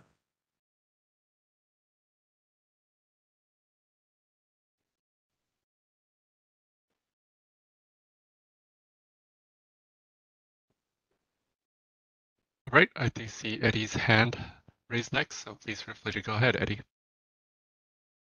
I guess I should just address that. Bellflower is a case that happened before I arrived at the commission, but it's one where I've read the record, and I think it's a good example of one where it shows how the RCNLD, which is this single, when you say appraisal, you're talking about use of the single method. And that's one where I believe it's the judge talked about how the known required investments to get that system to I don't know what standard, a standard where it should be operating at, made the net value, or could make the net value, depending on how you wanted to value the thing, negative. The same way we talked about, I think during the workshop, we talked about how you appraise the value of a car. Montebello is one where we heard the council member talk about the appraisal, the RCNLD, and talk about the required investment to get the system up to the standard it should really need to be operating at. Again, those that I'm calling them liabilities, I know that makes some people here cringe, but whatever you want to call them, the required investment in that system is bigger than that value of the purchase price. So that's one example of a place where this argument I don't think carries water.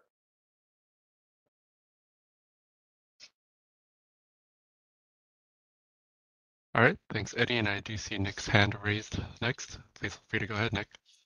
Sure, Eddie, I'm so glad you brought that up because that is a great example of where things get used and taken out of context. I think if you go back and you look at what that was based on, the numbers that you're using are based on upsizing the system to bring it to current standards, which is actually not allowed by the commission, which is not consistent with General Order 103, and which we all pointed out in that proceeding. So I think it's great that you brought that up, but I'm also glad I had the opportunity to point out when you look at the actual underlying facts, they tell a very different story. So the numbers that you're using are based on upsizing the system to current standards, something that would require, if Cal-Am had to do it with its current system, billions of dollars of investment tomorrow. So it's just, you know, again, apples to oranges comparisons.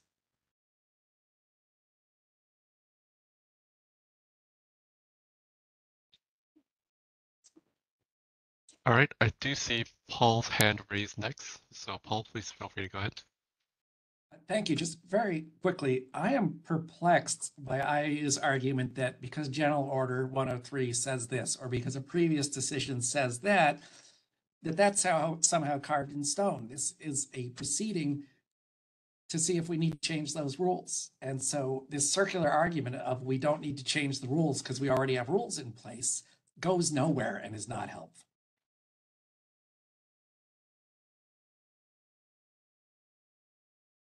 All right, it looks like Nick and Lori were ready to field that. I saw Nick's hand go up first, so I'll let him go, and then Lori can respond as well.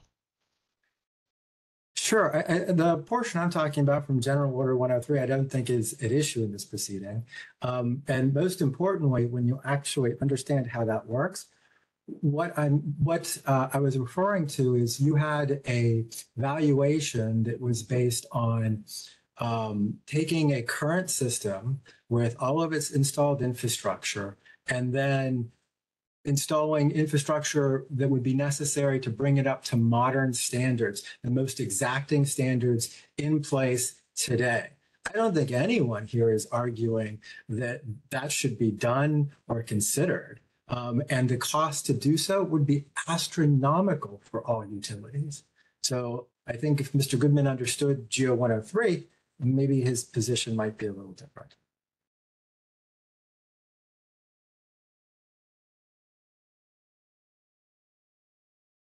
All right, Lori, please feel free to go ahead next. You might be on double mute, Lori. CWA is actually proposing a lot of changes to the current guidelines that apply to water utility transactions. I just spent a half hour going over them this morning. But CWA recognizes that statutory requirements imposed on the commission can't be changed absent a change in legislation, which the commission can't do through this rulemaking.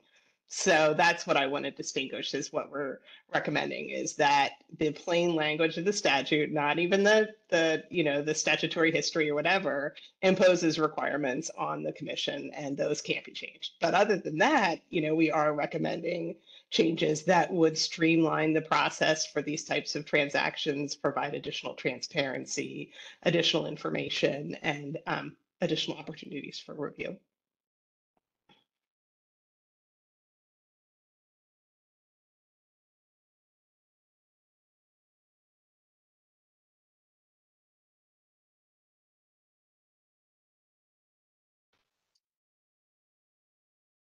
All right, I appreciate this exchange of dialogue. I know everyone's always ready to commit to more dialogue here, but we also like to remind everyone on the workshop that there will be ample opportunity to provide comments on the workshop summary as well. But when I leave the lines open for the dialogue to continue here, and I'll continue to monitor for open hands.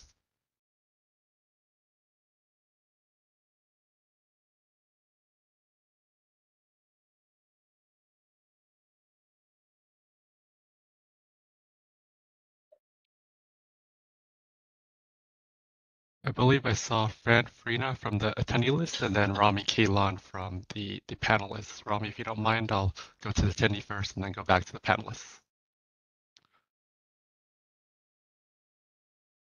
Fran, please feel free to go ahead when your line is unmuted.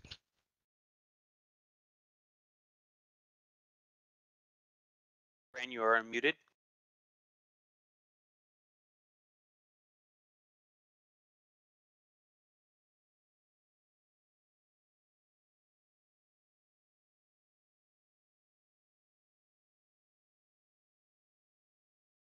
Fran, I have unmuted you.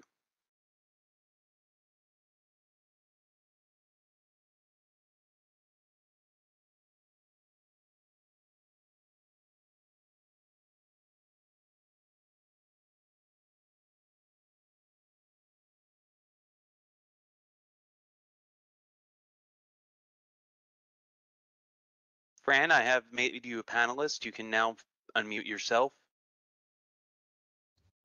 Oh, thank you. I have a question with regard to CWA's recommendations on streamlining and accepting in this comment disadvantaged communities.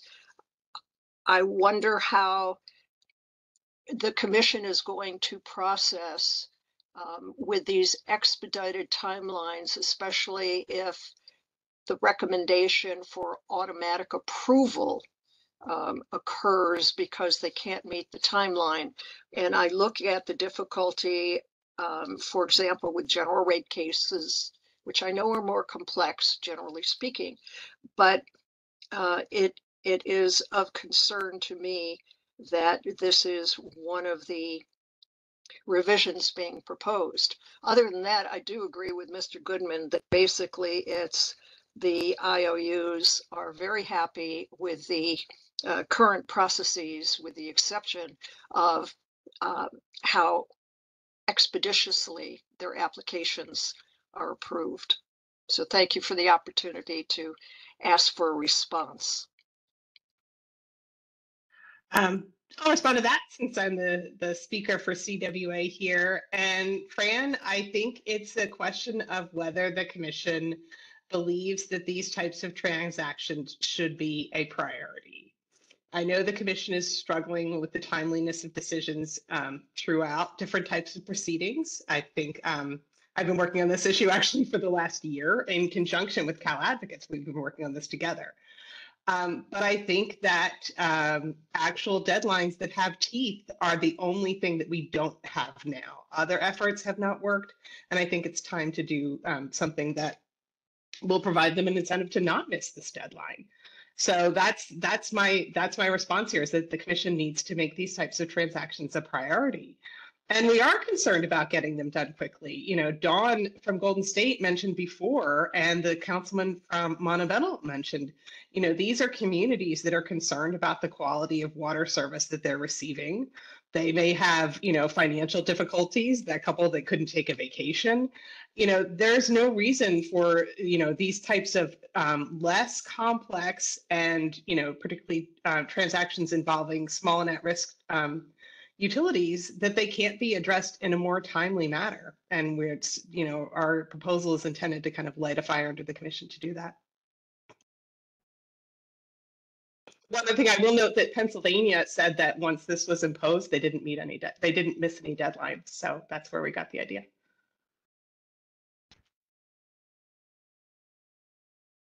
All right, thank you, Lori, for responding on behalf of CWA. And just to clarify for our record, Fran, I believe you were commenting or asking a question on behalf of Monterey Peninsula Water Management District. So just want to put that out there and clarify for everyone listening in on this workshop as well.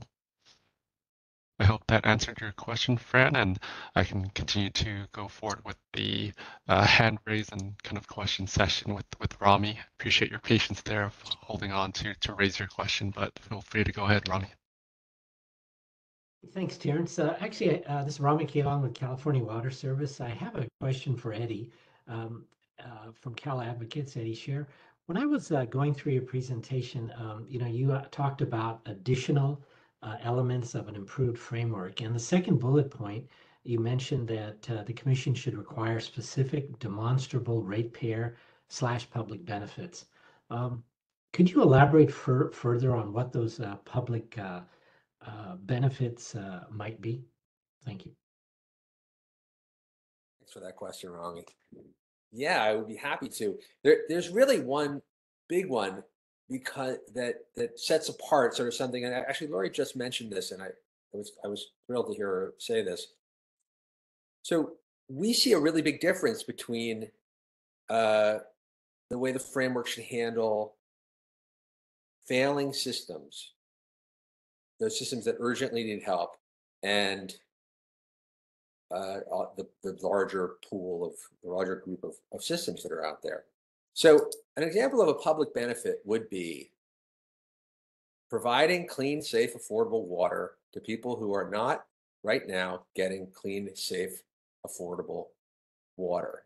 It's the kind of thing that the commission is always going to have a deliberative process. They're always going to have to use their imaginations based on the best data that's out there. I don't dismiss that there are benefits to consolidation that are not measurable in dollar terms. But I almost see it as a crutch, this idea that because there are economies of scale, we need to take on its face that consolidation is always a public benefit. We have to dig down into that a little more. And the current framework, I don't think, is doing a good enough job at allowing that. So let's see some places where there's economies of scale are happening. And I think showing how the rate changes are showing those budgets and rate changes at the time will help get at this issue. And also just clarifying when there's a public benefit. So the Montebello case is a really great example of this. We heard the council members say how wonderful it was for the community to receive a big cash dividend for their they went to the city. They got to pay for fire trucks and playgrounds and whatever they used the money for. The problem is that was a tax on San Gabriel ratepayers outside of Montebello. And the commission's primary responsibility here has to be the voices of those ratepayers that aren't otherwise represented in either on this call or in a proceeding around an acquisition. So it's incumbent on the commission to really try to get into those acquisition decisions. Who's paying and how much for what value? Hope that helps answer the question. Can I just ask one follow-up quickly? We heard from the Placer County Water Agency. I'm not sure if they're still online, but I mean, they told us they don't pursue it if the numbers don't pencil out. So they don't actually look for any benefits. It's only if it's advantageous to themselves, and then they're not going to do a acquisition. That was my takeaway. Is that the right approach then?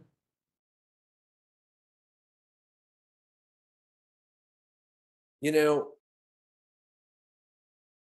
the shareholder presentations from the Class A IOUs, yours, CalAM's, and others, talk about growth strategies that have to do with consolidation. I would think differently maybe about that question if I didn't see that. If I didn't see them see consolidation as a strategic business opportunity that the Class A IOUs are pursuing. And the difference between these consolidations where, and these are the controversial ones, by the way, where you see purchase prices that are high versus those consolidations of truly distressed systems, and those purchase prices tend to be low. They're very different situations in terms of both, well, and really in terms of public benefit and ratepayer benefit.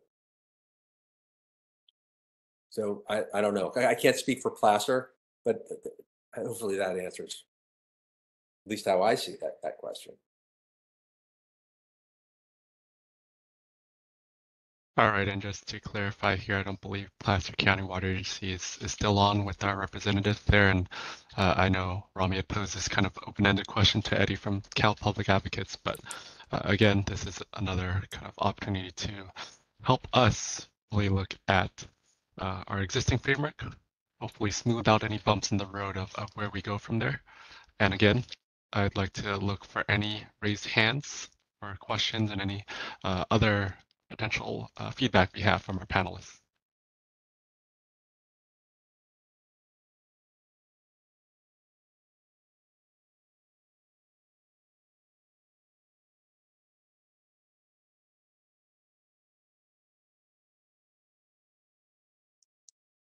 Fran, is that your hand up again?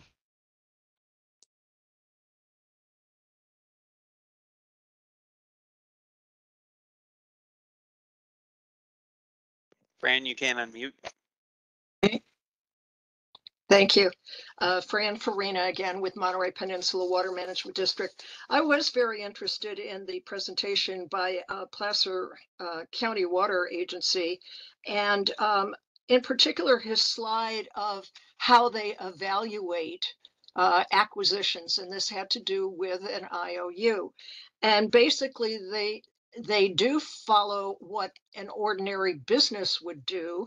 And one of the things that he said was that, quote, "We don't expect our existing customers to pay for upgrades to the acquired system."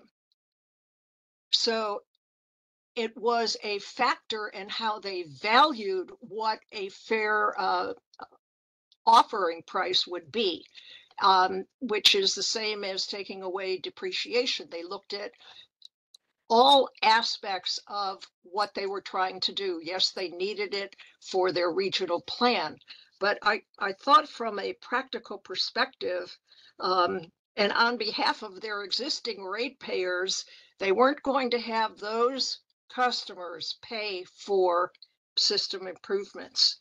The other thing is, I was very concerned when the council member from Montebello was describing the situation. Yes, we were told they were distressed. He did not say if it's a disadvantaged community. He did not say how it was originally developed, and the water system and how that was paid for. And as has already been mentioned, he talked about benefits that had nothing to do with the water system at the cost of existing San Gabriel ratepayers, which to me is not an appropriate answer. And I want to make very clear that MPWMD agrees that truly disadvantaged communities facing critical water quality or water supply issues should be fast-tracked. There's no dispute there. I think it has to do more with the processing of small systems. And I would encourage that from the existing ratepayers' perspective of the acquiring system, more questions need to be asked about how was the system that the IOU is looking at, how was it originally developed? Were they trying to avoid buy-in to a public water system? And so they created a private one? What is the median income of households? What is the median selling price of homes? Just because it is a small system and State Water Board wants to get rid of small systems because they have more difficulty complying with current requirements, does not mean that they are in need. And as has been shown in this proceeding, it is a process, a business process by which IOUs are expanding their portfolio. And how expeditious the process needs to be for that is clearly distinguishable from processing disadvantaged communities' water quality and water supply issues. Thank you. Thank you, Fran. We can take those comments into consideration, although we don't have the morning panelists present. We also can remind everyone that you are all free to comment on the summary report that will have the presentations attached and will make known the various presenters. I do still see Lori's hand up, so she may have a comment here. So please feel free to go ahead, Lori. With respect to Placer County, I just wanted to know, I believe that the connection cost for the transaction that he was discussing was $8,000 per connection. So, you know, I know there were concerns about the purchase cost related to transactions between involving PUC regulated water utilities, but I just wanted to put that fact out there. I also wanted to address this issue of the financial impact on both existing customers and customers of the acquired system. As I noted in my slides, and I think Nick Subius mentioned, the applicants already provide financial information projecting the financial impact the first year and the fifth year on both customers of the acquired system and existing customers. And the commission takes those into account when it determines whether the transaction is in the public interest. The commission did that in Montebello. The commission's done that in all other transactions that it's approved. So this idea that they're not looking at the impact on existing customers or acquired customers is a myth. That information's there and it is being considered.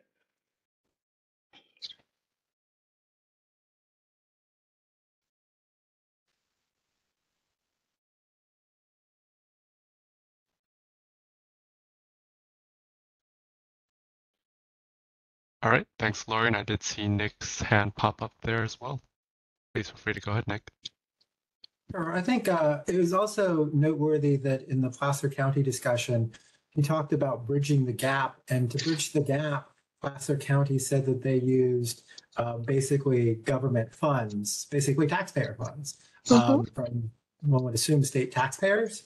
So I think that also needs to be taken into consideration when you're evaluating both the high price that they're paying for the systems, as Lori noted, $8,000 connection fee that they're contemplating, but also that they are essentially spreading the cost even further by using taxpayer funds to then, I guess, lower the transaction costs for themselves.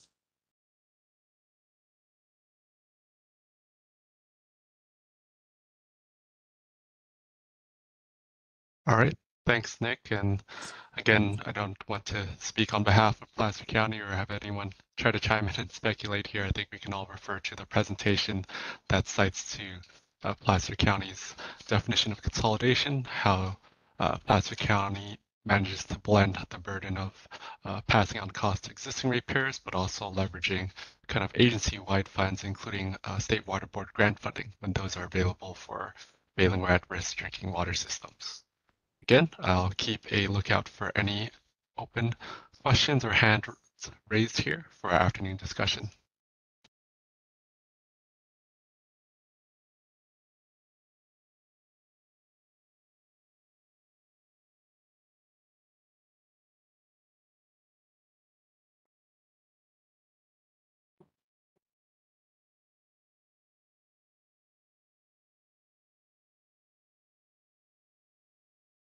Paul, I think you have your hand raised. We'll go to you next. Yeah, I just had a quick question for Mr. Subios, which is, you stated that you have never worked on a proceeding where the purchase price exceeded the valuation. Can you tell me what you mean by valuation? Was like that an independent valuation? And does that include proceedings where there was not a specific separate appraisal? Sure. It includes both. So typically, CalAm, as the utility filing the application, has an obligation under D99-10-064 to provide a valuation or appraisal with its application. But there have been instances where an independent appraisal was done as well. I spoke at an earlier workshop on the example of the Fruit Ridge Vista acquisition, where CalAm and the ratepayer advocate, Cal Advocates, both picked independent appraisers. Those appraisers worked together with neither CalAm nor Cal Advocates having any control over them. And those appraisers came up with an independent appraisal for the Fruit Ridge Vista system. That independent appraisal was also several $1 million over the actual purchase price. So it both goes from my experience with appraisals CalAm has done itself, and it goes to my experience with independent appraisals that have been done by independent appraisers working on, at the guidance of both CalAm and Cal Advocates, but where neither CalAm nor Cal Advocates had any control of those appraisers. If I could just ask a quick follow-up question. So if there were any proceedings that contradicted your statement, how would you justify that? Oh, well, of course, the rule contemplates that there can be. So under section 2720, the section B specifically contemplates instances where you can have a valuation that is lower, and so you can have appraised value, and then you can have a fair market value purchase price that is above that appraised value. And the commission in those instances has guidelines under the statute that it looks at to determine whether that additional amount can go into rate base or will be withheld from rate base. So what you're talking about is specifically contemplated by the rule, and it's possible. And then there's a mechanism for dealing with it.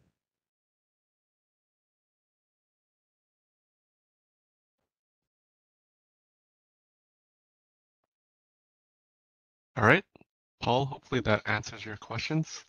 I do see Lori's hand next, and I feel like between you and Nick, you guys have the quickest trigger fingers here, and I should call on both for any Jeopardy opportunities as you'd be the best teammates there. Lori, feel free for you to go ahead. I just wanted to add to what Nick said. Nick mentioned CalAm valuations and independent valuations, not CalAm or Cal Advocates, but I wanted to bring up Cal Advocates valuations, which also generally are greater than the purchase price. For example, the East Pasadena transaction that everybody's talking about, and I think Fruit Ridge too, and most of the ones that I've been involved in, the Cal Advocates valuation has also exceeded the purchase price.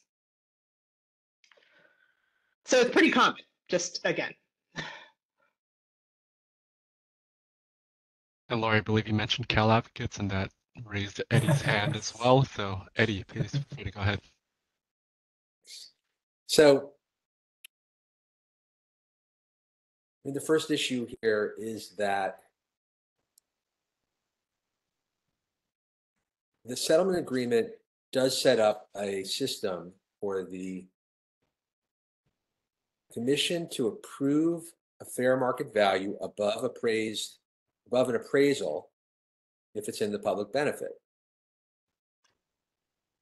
But it doesn't actually do the converse. It doesn't actually say, although it seems to have been taken for granted, that the RCNLD is automatically the fair market value. And this opens up the can of worms, which I'm not sure we need to relitigate here, although I'm always happy to do it, about what fair market value is for these transactions. And we could spend the next hour and 3 minutes on this if we want, but very simply, in our opinion, there's two definitions in civil code. The first definition, which is this willing buyer and willing seller come to a price, doesn't apply based on our read of the code. It's that second definition, which says that it's up to the commission to use its judgment to deliver a decision about fair market value. And one thing about it is it needs to be fair to ratepayers.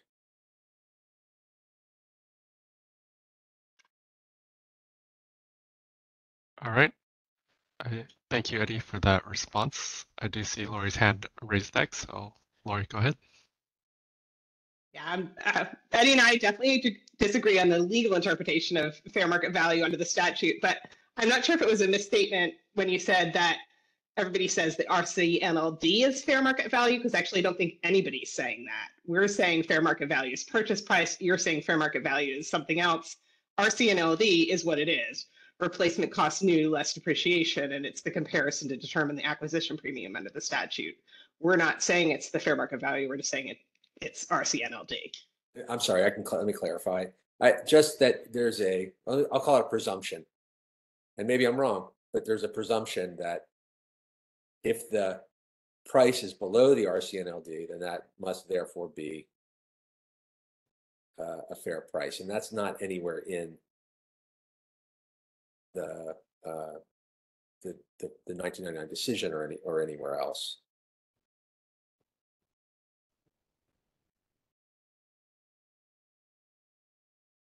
All right, thank you both, Eddie and Lori. I know you both can exchange on fair market value for quite some time and at length here, and let's not rehash our past workshops. We've had plenty of opportunity to do that, and again, we'll have another opportunity with the comments here.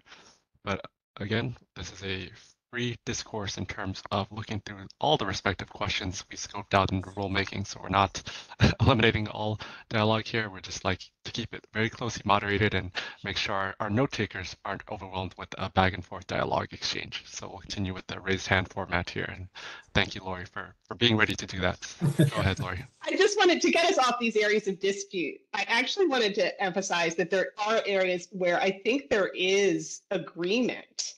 And I think it's regarding, there might be specifics, but I do think there is common ground. I heard Fran express it. I certainly have heard Eddie express it. Not sure about Paul, but when we're dealing with systems that are small and or at risk, however that is defined, I think there is an interest in making this process easier, more appealing, to somehow see more of these transactions happen at the commission and to have them dealt with in the most efficient way possible. So I just wanted to note that I think this is an important area of agreement.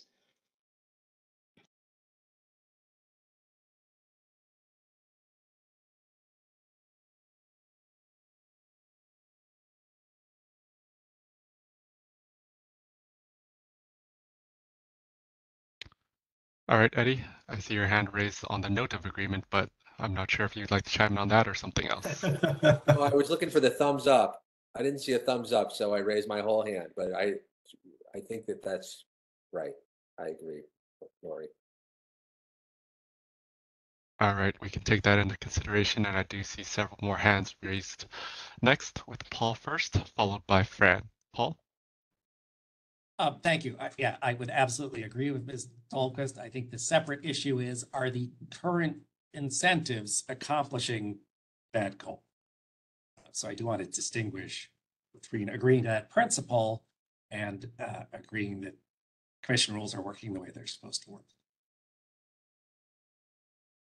All right, thank you, Paul, for agreeing, but also raising an important question there. We'll also go next to Fran, who has her hand raised.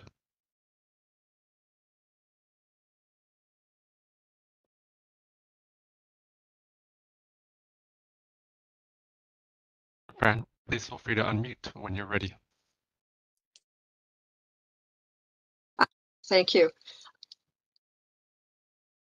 I think Fran Farina for Monterey Peninsula Water Management District. I do agree, Lori, that we are fairly close to agreement, but I did qualify my statement that the expedited treatment, the priority needs to be with the disadvantaged communities.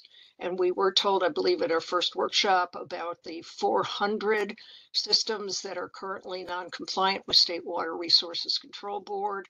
And Public Advocates has made several recommendations, including are any of those located within 5 miles of existing IOUs. And those types of systems ought to, be at the top of the list and prioritized. So I think that's the only thing, that there is a lot in the record on that. And I would hope that the commission can focus on that. They may not solve all of the other issues, but that is certainly a high priority. So thank you. Thank you, Fran, for rounding out our note on agreement and raising other concerns here.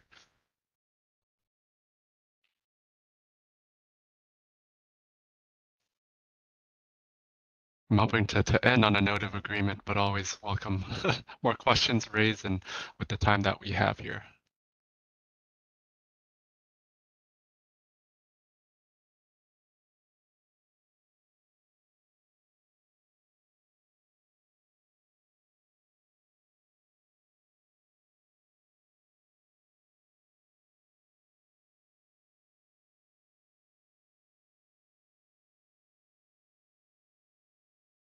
Okay, I'll give it about a minute here, and it seems like agreement makes for a good discourse and a good closure point. But again, just want to give anyone an opportunity to chime in, and again, open it up for any public comment at this time before we wrap up today's workshop.